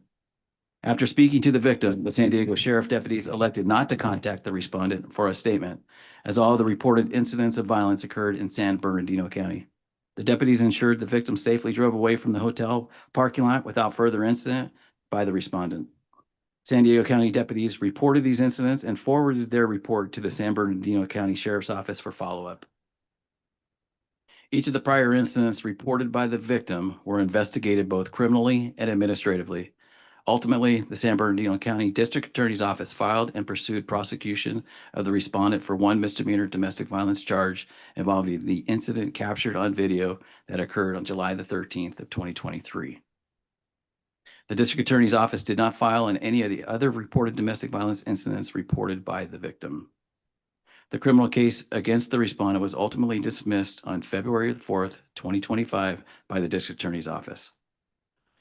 In the administrative investigation and subsequent findings against the respondent, the CHP sustained 1 allegation of committing domestic battery upon the victim, which involved the incident captured on the video. All other reported domestic violence incidents were not sustained by the agency. The agency further sustained a finding against the respondent for being dishonest when he was asked about the domestic violence incident captured on the video. The respondent filed an appeal from dismissal to the State Personnel Board. The respondent's case was heard before State Personnel Board Administrative Law Judge Douglas Purdy on April the 1st and 2nd of 2025. After hearing testimony and weighing all evidence, Judge Purdy rendered his decision. Judge Purdy specifically assessed the credibility of the respondent's testimony regarding the video evidence from their home recorded on July the 13th of 2023. Judge Purdy documented the video footage from the doorbell camera was not consistent with consensual role-playing. The respondent lifted the victim, tossed her onto the front porch where she landed on her back. That action could clearly have resulted in serious injury to the victim, which makes it unlikely she willingly consented to it. Judge Purdy further wrote, the respondent was dishonest when he told Sergeant Mason, who was the IA investigative sergeant, that the July 13th, 2023 incident was consensual role-playing, and when he stated that his disputes with the victim had never escalated into physical conflicts. In his concluding remarks, Judge Purdy wrote, peace officers hold special positions of trust and are held to the highest standards of behavior. Also, peace officers must frequently testify in court and must be credible and honest to perform their duties effectively. Because of the special position of trust peace officers hold, dishonesty by peace officers warrants harsh punishment. Judge Purdy sustained respondent's dismissal by the agency. Following post-investigation and review, post found by clear and convincing evidence that reasonable grounds existed for consideration of revocation pursuant to Penal Code Section 13510.8. The facts I've just recited support the division's finding that the respondent was involved in serious misconduct, specifically acts that violate the law and dishonesty. For purposes of the division's analysis, clear and convincing evidence means evidence of a charge is clear and convincing so long as there is a high probability that the charge is true. The evidence need not establish a fact beyond a reasonable doubt. The division recommends that the respondent's post-certification be revoked. The division's recommendation is based on the following. The division finds that the clear and convincing evidence substantiated that the respondent's conduct amounted to acts that violate the law as described in Commission Regulation 1205, Parent A, Parent 6. On July the 13th, 2023, the respondent physically harmed the victim by forcibly throwing her to the ground outside their residence and further dragging her on the ground by her ankles. This conduct was inconsistent with the respondent's obligation to uphold the law or respect the rights of members of the public. The division finds the respondent's act of violence upon the victim not only violated CHP's internal policies, but also California Penal Code Sections 242 and 243, Parent E, Parent 1, which confirms the respondent's unlawful conduct.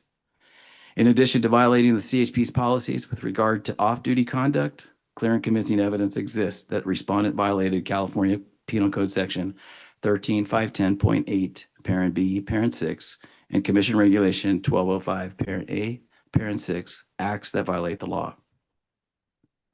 The division further finds that the clear and convincing evidence substantiated by the respondent's conduct amounted to dishonesty as described in Commission Regulation 1205, Parent A, Parent 1, in that the respondent claimed that the domestic violence encounter recorded on the front door video camera was merely role-playing incident, in which the respondent played the role of a landlord and the victim was a tenant who was late on paying her rent. Respondent made these dishonest statements first to the San Bernardino County Sheriff's investigators who were investigating a crime, and then later to CHP administrative investigators who were investigating the same events as part of an investigation into misconduct.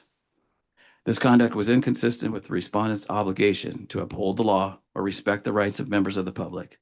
The division finds the respondent's statements to the San Bernardino Sheriff's Office and the CHP concerning the July 13th, 2023 video established clear and convincing evidence he violated California Penal Code Section 13510.8, Parent B, Parent 1, and Commission Regulation 1205, Parent A, Parent 1, dishonesty. With that, I'm happy to answer any questions the board may have. Questions?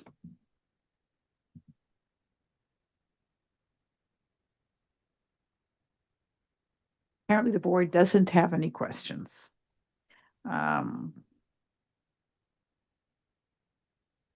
And do we have somebody? Okay. Remote, right? Okay. So at this time, does the subject officer and or their counsel wish to make public comment?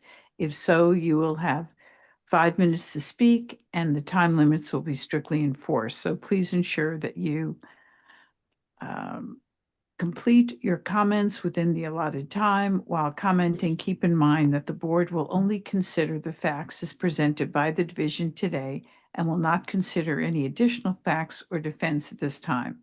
The sole question before the board today is the following. If the facts offered by the division today are in fact proven at a later hearing, do those facts demonstrate a high probability that serious misconduct as defined in Penal Code Section 13510.8 and Commission Regulation 1205 occurred? And I won't hold you to those 5 minutes. Want to make sure you can say everything you need to say. So please. Good afternoon, Madam Chair. My name is Jason Ewart, and I am the representative for Mr. Adams. I will be making a statement, and then Mr. Adams would also like to provide a short statement, and then we were both happy to entertain any questions that the board may have. So our position is that the facts of this case do not demonstrate clear and convincing evidence that serious misconduct occurred. Specifically, everything relates back to this video of a video that was captured by the San Diego County Sheriff's Department during an incident where Mr. Adams' significant other called the police in order to handle a verbal argument that they had had at a hotel. This person, Mr. Adams' significant other, I know there's been significant efforts to redact her name from the materials, so I'm just going to refer to her as the significant other. Has an established practice of calling the police anytime that she has any issues with her significant other. This was demonstrated through the number of times that she called the police department or law enforcement and did not result in even reports being taken or any charges being filed against Mr. Adams.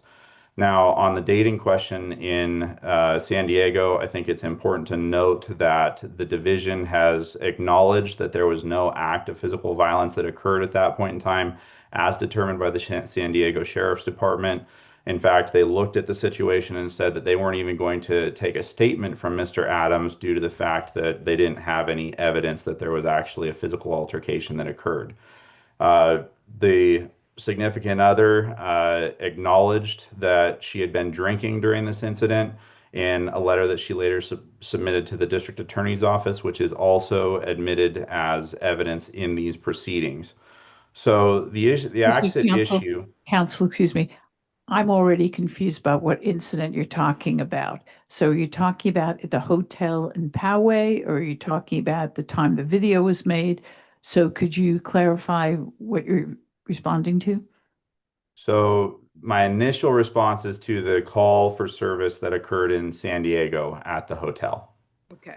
And that is where the video was delivered to the San Diego Sheriff's Department via their body-worn camera system. Right.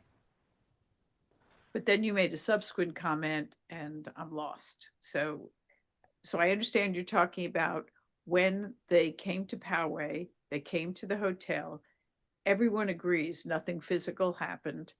And she was just saying she wanted to be able to go home safely. And that was the end of that incident. Was there more you wanted to say about that? It's demonstrative of her practice for calling law enforcement every time they got involved in an argument, and there is no evidence that those arguments became physical. Okay, go ahead. So the two issues at issue for this board are whether or not respondent, Mr. Adams, engaged in acts that violate the law and are sufficiently egregious or repeated as to be inconsistent with his obligation to uphold the law or respect the rights of members of the public as determined by the commission. Mr. Adams' position during this entire proceeding has been that this was a consensual role play scenario that was captured by his significant other at the time on video so that it could be used as ammunition against him at the time that she deemed it to be proper. This was her established practice to call law enforcement in order to end arguments.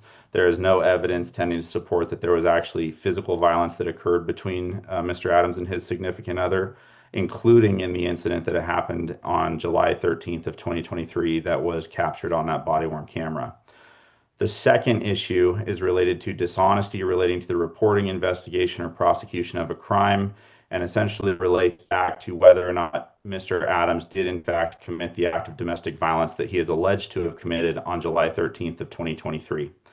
He has remained consistent in his statements that he did not engage in an act of domestic violence, both with his statements to the San Bernardino County Sheriff's Department as well as the California Highway Patrol. Now, he is currently been dismissed from his employment with the California Highway Patrol. However, I do think it's important for the commission to note that that dismissal is on appeal through civil writ proceedings in the San Bernardino County Superior Court.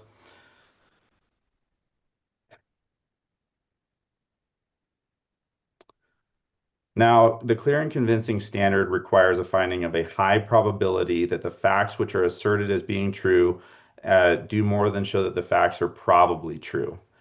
In this case, the Division of Investigation is relying exclusively on the San Diego County Sheriff's Department report, which was attached to the report as Attachment C, the San Bernardino County Sheriff's Department report, which is attached as Attachment D, the victim letter, which was attached as Attachment F, the doorbell video footage that has been shown during this proceeding, which is attached as Attachment G, the State Personnel Board resolution and order that is attached as Attachment H, and the transcripts of Mr. Adams' statements to both the California Highway Patrol as well as the Post Division of Investigation regarding this matter. Now, it's very important to note that Adams was not interviewed by the San Diego Sheriff's Department and was not given an opportunity to provide his side of the story with respect to that video. Again, as this has already been discussed, this is because the San Bernardino County deputies confirmed that the alleged act of violence all occurred in San Bernardino County, and the matter was referred to the San Bernardino County Sheriff's Department. Now, the San Bernardino County Sheriff's Department reached out to Mr. Adams and asked for him to give a statement because he didn't feel like he had done anything wrong. He went in and gave a statement. Actually, the statement occurred in his driveway at his home when multiple deputies from the Sheriff's Department came to his house to obtain his statement. He didn't have a chance to meet with counsel. He didn't have a chance to see what the evidence was that they allegedly had against him. He felt he did nothing wrong, so he decided to show up and give that statement. Now, the Division of Investigation has alleged that there is no corroborating evidence to support the respondent's claim of role playing. This is in the investigative summary and findings at page 11. However, if you look at the actual San Bernardino County Sheriff's Department report that's attached as Attachment D, you'll see that the significant other of Mr. Adams stated to the San Bernardino County Sheriff's Department, the video that you're referring to, that's not what happened in that video. Now, again, there are allegations that Mr. Adams has been inconsistent in the statements that he provided to the Sheriff's Department as well as the California Highway Patrol. However, if you look at the Sheriff's Department report, it specifically indicates that Mr. Adams described they sometimes role play in a rough manner which could be misinterpreted. Adams could not explain how or why the role playing would have ended outside, as normally that is a thing for the bedroom. Now, the victim letter that was attached to Attachment F specifically includes a statement from respondent's significant other that she had been drinking alcohol and Richard did not want her to drive. He wanted to leave, or she wanted to leave, so she called the police, and when they arrived, she was drunk, upset, and angry at Richard. She made the comments that were untrue at most and exaggerated at least. I think it's also important to note that she has not testified at any point during the administrative proceeding against him or the criminal proceeding. And I haven't ever talked to her, but my understanding is that she does have professional licenses of her own, and she is concerned with the fact that she provided false information to a law enforcement agency during the course of her interactions with the San Diego Sheriff's Department. Now, the State Personnel Board, the doorbell video footage, which is attached as Attachment G, was admitted over hearsay objections at the State Personnel Board hearing. Our position is that this is incompetent hearsay, that is an out-of-court statement being offered to prove the truth of the matter asserted. In other words, that this was an act of domestic violence and not a consensual role play scenario without authentication from the respondent's significant other. The State Personnel Board resolution and order specifically acknowledges the absent and applicable hearsay exception. The board cannot base findings solely on hearsay evidence, and that's the State Personnel Board. As I previously indicated, this decision is on appeal, and the decision in that case is also based on a preponderance of the evidence standard, not the clear and convincing standard that is subject to post. Now, if you look at the respondent's IA interview transcript, which is included as Attachment I, This was also considered by the State Personnel Board, and if you look at pages 170 to 173, respondent attempted to explain to the California Highway Patrol how he was caught off guard by the fact that this deputy was someone that was close to the respondent's mother's age, and another sergeant were in his driveway asking him about his very personal sexual preferences in a way that he was not prepared to adequately respond to. Again, he didn't lawyer up for this. He didn't talk to any counsel. He didn't know what video they were talking about out of the gate. And when they presented the video to him, it was difficult to see. It didn't have sound. And he was also embarrassed by the fact that he was going to have to explain some of his more exotic sexual preferences to these law enforcement officers. Again, Mr. Adams was consistent in his statements to Post during his investigation interview with them, and he has done everything in his power to try to get his side of the story across the table in these proceedings. Now, the division alleges that it finds it implausible to believe the video footage is consensual role-playing after watching the video numerous times. However, again, there is no direct evidence outside of that video tending to go against what Mr. Adams is saying is actually depicted in that video. The allegations that Mr. Adams was dishonest to California Highway Patrol and the Sheriff's Department and Post rely on the fact that it had to be a non-consensual act of domestic violence, which Mr. Adams adamantly contests that this video actually depicts. It's important to note that when the division subsequently interviewed the respondent, he continued to maintain that the doorbell video footage was nothing more than consensual role-playing. And in assessing his credibility, the division found the respondent not to be credible. That conclusion was based in part on the tone of the voice of the respondent, who sounds and appears angry, and the actions of the victim, who seems to be protecting herself and sounds frightened as she repeatedly tells the respondent to stop. Therefore, the division found that respondent's representations in that video depict an act of domestic violence and not a consensual role play scenario. This is all based off of non-direct evidence, and there is no testimony outside of Mr. Adams' testimony tending to indicate that what he is saying is not true. I understand my limitations during this hearing, and so I will not discuss the additional evidence that we intend to introduce if it becomes necessary. However, it is our hope and sincere intent to avoid any further proceedings on this matter. Mr. Adams has already been through a significant amount of work related to this incident, and we are continuing to work on that in the writ proceedings. And so it is our hope that we can provide you with the facts and evidence necessary to make a decision not to proceed with decertification of his peace officer certificate at this time. Thank you. Thank you. Mr. Adams, you wanted to speak. Good afternoon, ladies and gentlemen. Can you hear me okay? Yes, we can. Okay, I just want to say thank you for giving some time to this matter.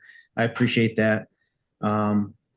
Like Jason has said, I have had the same statement and testified to the same event multiple times now. My story has not changed. My testimony has not changed.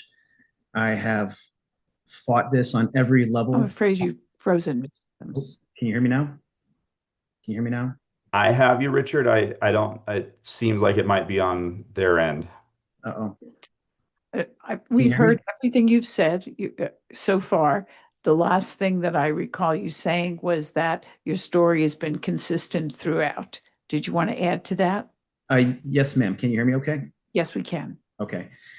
Yes, so my statement has been consistent throughout. My testimony has been consistent throughout. I have fought this on every level possible, which obviously brings us here today. And, I continue to fight as much as I can to show the proof of what actually was going on that day. And that event that's caused me it's destroyed my life. I've had to liquidate retirement funds to afford for lawyers to fight this. And, I loved being a CHP officer, and this has really destroyed that future. And that's why it means so much to me to be able to speak my mind and speak my side of the story because I understand the video, you know, it is what it is. It looks out of context. It does not look good. And, but when I add context to it, like I've done throughout all the investigations and interviews, I hope that adds to that. You know, I can't control who calls for help, who calls 911. I can't control that. And as Jason had said, that was what she would do. And she would call, you know, 911 when we get in a verbal argument. And that's what was going on there. So.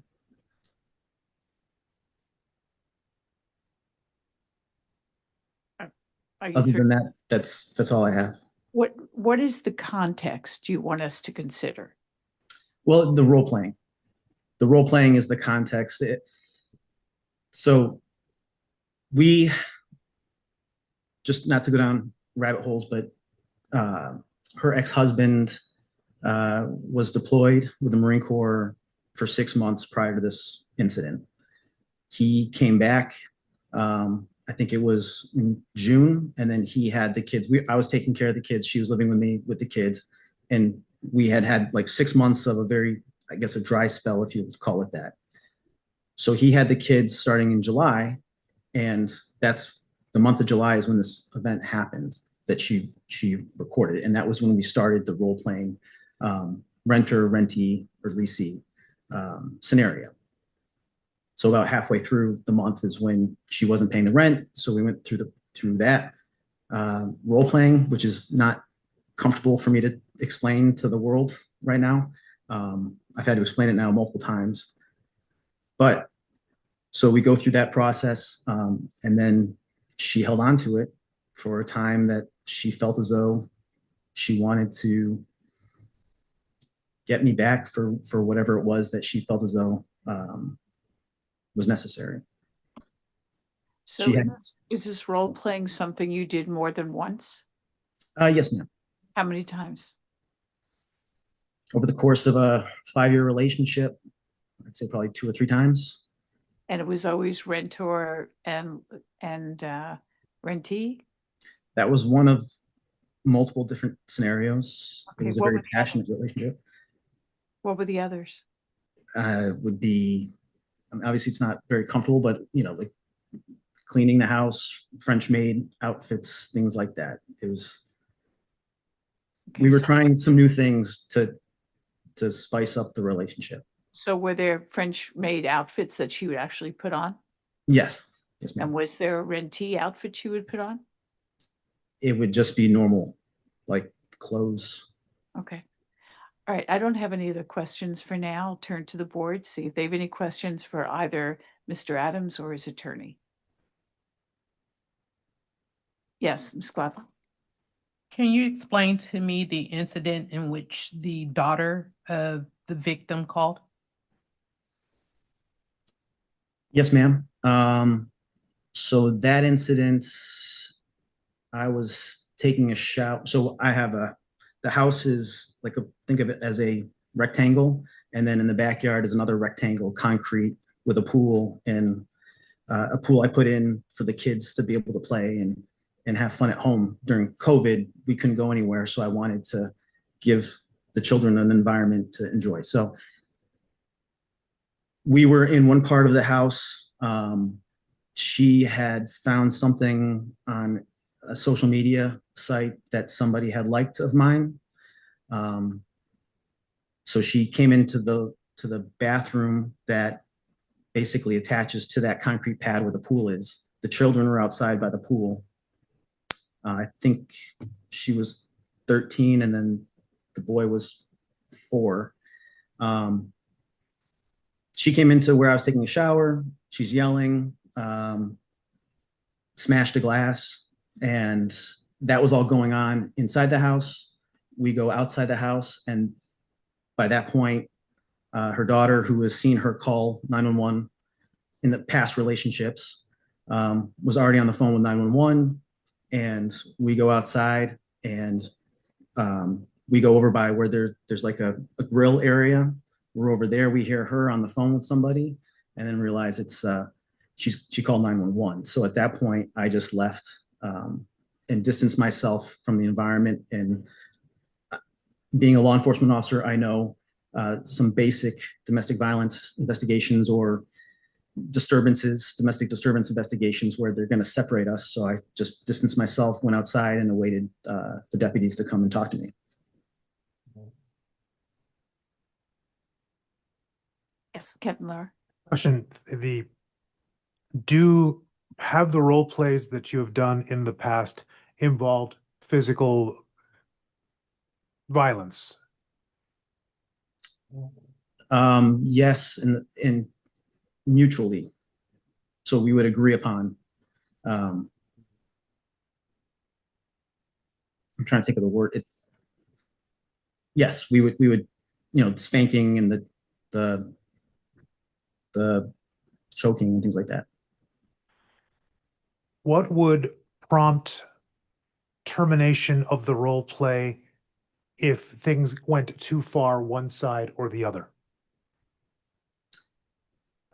Disengagement. I think we would leave the scenario. And then normally a text would come after that, be like, hey, or a phone call once we're separated. Was there of you would give to prompt a role play over? I couldn't hear that. I'm sorry. Was there something to the effect of a safe word, a role play over signal that would be given if things went too far? Say if somebody got shoved to the ground and thought, hey, this is probably not for me. Right. Not every time. I can probably count on a hand that we would kind of jokingly discuss a fruit or pineapple or something random to shut it down. But we were both consenting adults, so we didn't think that was an issue. That's all I have. Thank you. Stop, Richard said multiple times meant that you as Richard should stop. That was part of the role play. You to stop. So again, the video is out of context. It really just shows a small snippet of time. After that, she comes back in the house and we end up sleeping together. But there's only like a 5-second time where I'm pushing her out of the house and then she gets up, and what's not on there is her coming back in the house. So what did you think stop Richard meant? I think that was just part of the role playing in her mind. You know, so she didn't want you to stop? No. Okay. Other questions? Yes, Mr. Johnson. Okay, yes. You said, I think you had taken it all the way through all the procedures or litigational processes. So the CHP Internal Affairs sustained dishonesty, correct? Yes. The administrative law judge also found dishonesty, correct? Yes, sir. Then the state personnel board also adopted the administrative judge decision on dishonesty, correct? Yes, sir. And POST itself also has reached the same conclusion. Do you have another job? So at least an opportunity for a policing job somewhere else in the state of California? No, sir. So you're here purposely to not be reemployed by the policing agency? No, Yeah, I'd like to know, are you trying to get back into the yes. policing field? Yes, sir. That was my life for 7 years. The best part of being a CHP officer or an officer in general was helping the community. And the best part of my job was changing a tire for somebody on the side of the road. That's why I joined. That's why I wanted to be the good guy. I grew up with 2 older sisters. I've always had to kind of help out where I can with them or look out for them. And that's what me growing up, that's what I wanted to do. I joined the Marine Corps and worked for them now 20 years with no disciplinary issues there. And that, again, was to be a good guy and to be the good guy. that's this allegation and this accusation. This is something new for me. I mean, you were dishonest, or at least we believe all the agencies that heard you speak has all agreed that you have been dishonest. That's what the And you're here telling us today that they are all wrong. correct. That's all the questions I have. Thank you. Anything else? Anything else from any board member? Thank you, Madam Chair.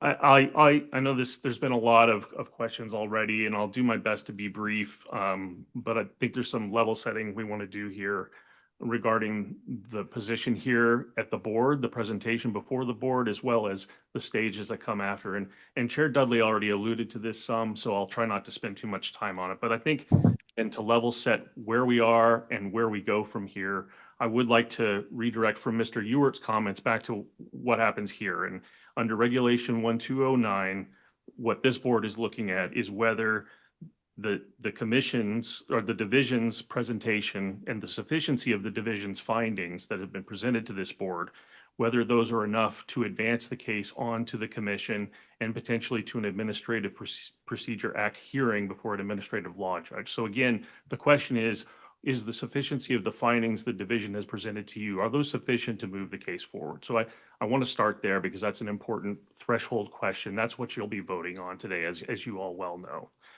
I want to also speak to Mr. Ewert's comments about the hearsay nature of the video evidence.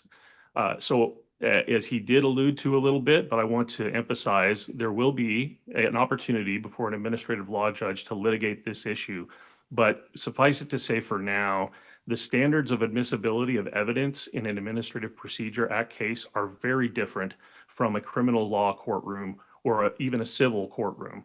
And what that means is under Government Code Section 11513, the rules of evidence are relaxed. And so even hearsay evidence, if it is the sort of evidence that is reasonably relied on by professional people, that type of evidence is admissible, especially in a scenario where, as here, we have not just the video evidence, which has been suggested is that all we have is a video. But I want to remind this board, we have many representations by Mr. Adams acknowledging that the video is real. Now, Mr. Adams says what happens in the video is role playing, but he told the CHP, he told the San Bernardino sheriffs who investigated the case, and he told Mr. Beckler in a separate interview, at least 3 different interviews, he's acknowledged the video is real. It depicts Mr. Adams and the victim. So there is no question about whether this video is real or not. Suggestions that it is hearsay are simply out of order and beyond the nature of what we should be considering. Moreover, those statements by Mr. Adams are what are known as an admission, and there's an exception to the hearsay rule called an admission. So Mr. Adams' own statements admitting that the video occurred and it depicts him, these are admissions.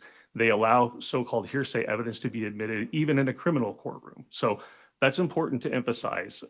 This video is a very key piece of evidence, but is by no means the only evidence we have here today. We would submit to this board that there is a mountain of evidence that shows there is a high probability that Mr. Adams did abuse his ex-wife, spouse, excuse me, fiance, not spouse, did abuse his ex-fiance, and that he did lie about what the video depicts. You are encouraged to view the video. You have it. It's publicly available now as part of the agenda. It was presented to you before you had this case. I would urge you to view the video a few times if you have any question about what happened in the video, about the nature of the violence towards the victim, about how she landed on the ground, and whether this was a consensual encounter of role playing or something else.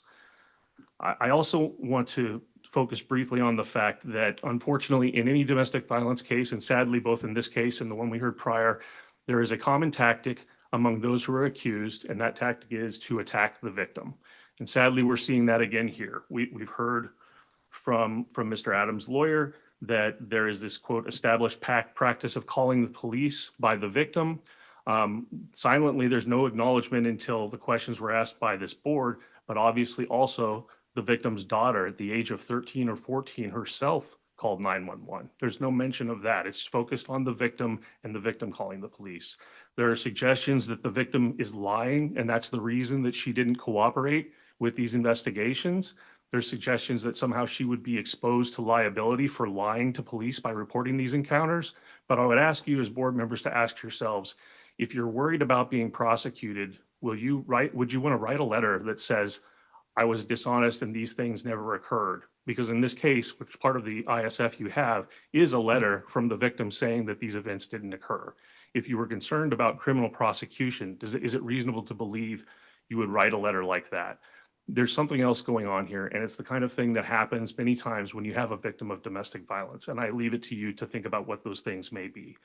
The last point I want to make, and then I will stop, is they're, again, attacking the victim, suggesting that when the incident occurred in Poway, that she had been drinking, and that the reason this incident occurred was Mr. Adams was going to stop her from driving.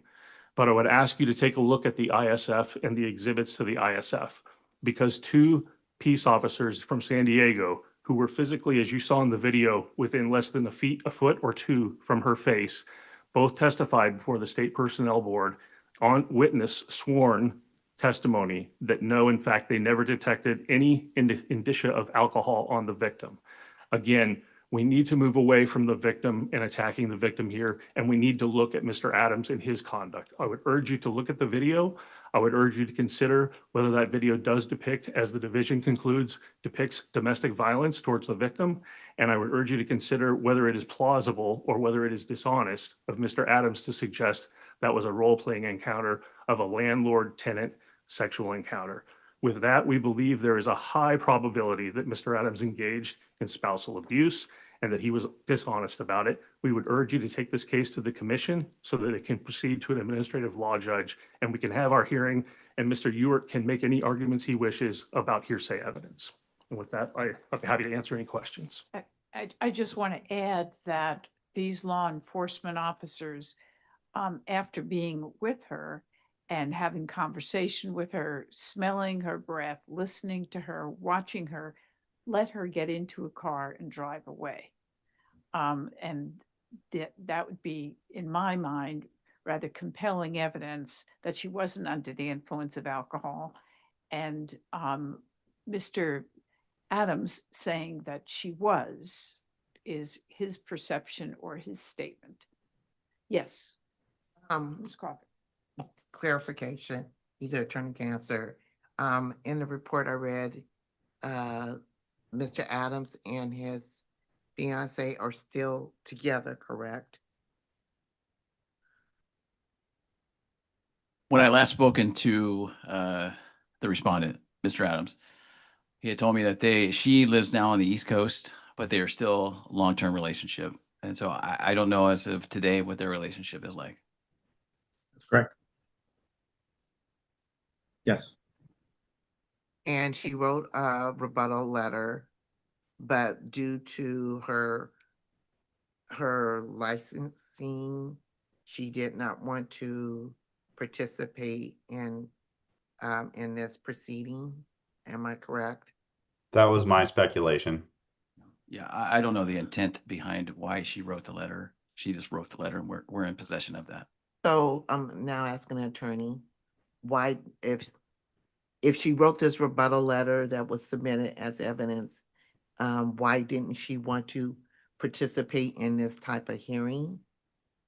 I mean, she is his fiance, so.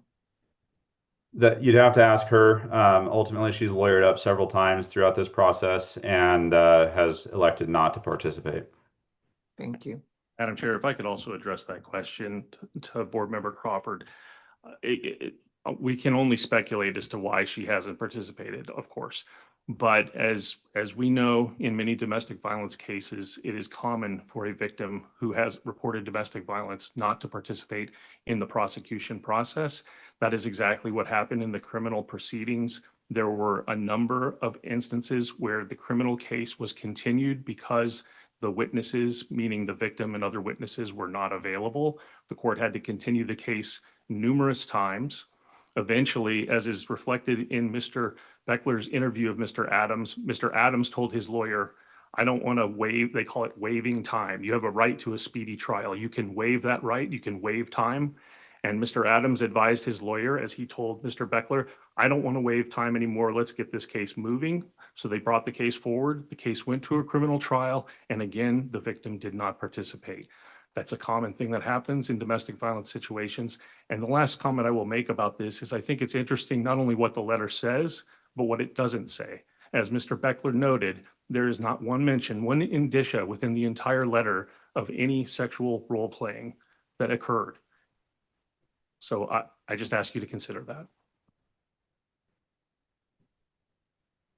that. I guess I have one more question.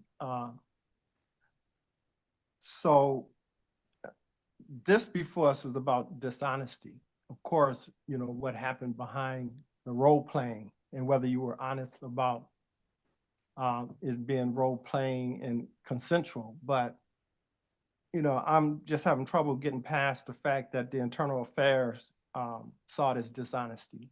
You know, the administrative law judge saw it as dishonesty. Of course, the division itself has saw dishonesty, and the state board has saw it all as dishonesty. And now you're telling us something different, that you're not being dishonest. She's being dishonest? Sir, I'm just stating that I've been consistent with my explanation of what's on that video. The board. Okay. At this time, let's see, is there anyone from the public who would like to address the board? Anybody in the audience? Anybody remotely? Okay. Thank you, gentlemen. Thank you. Thank you. Okay, so at this time, does anyone want to go into closed session? Looking at all of you, just raise your hand if you want to go into closed session. Okay, seeing nothing, no hands are raised. Is there discussion or is there a motion? How would you like to proceed? Johnson, decertification. Okay, is there a second? I second it. Okay. And for discussion, questions, abstentions? Okay, please take the roll. Thank you, Chair. Clavo. Aye. Clavo, aye. Crawford. Aye. Crawford, aye. Dudley. Aye. Dudley, aye. Johnson. Aye. Johnson, aye. Lara. Aye. Lara, aye. And Pena. Aye. Pena, aye. That's 6 in favor. And motion passes. At this time, that was the last item on the agenda. Do any of the members of the board have any additional comments before we adjourn? I am looking at one exhausted board. All right, seeing none, I'll need a motion to adjourn I'll make a motion to adjourn. and a second. I will second. Thank you. And therefore, the meeting is adjourned. Thank you. That motion carries.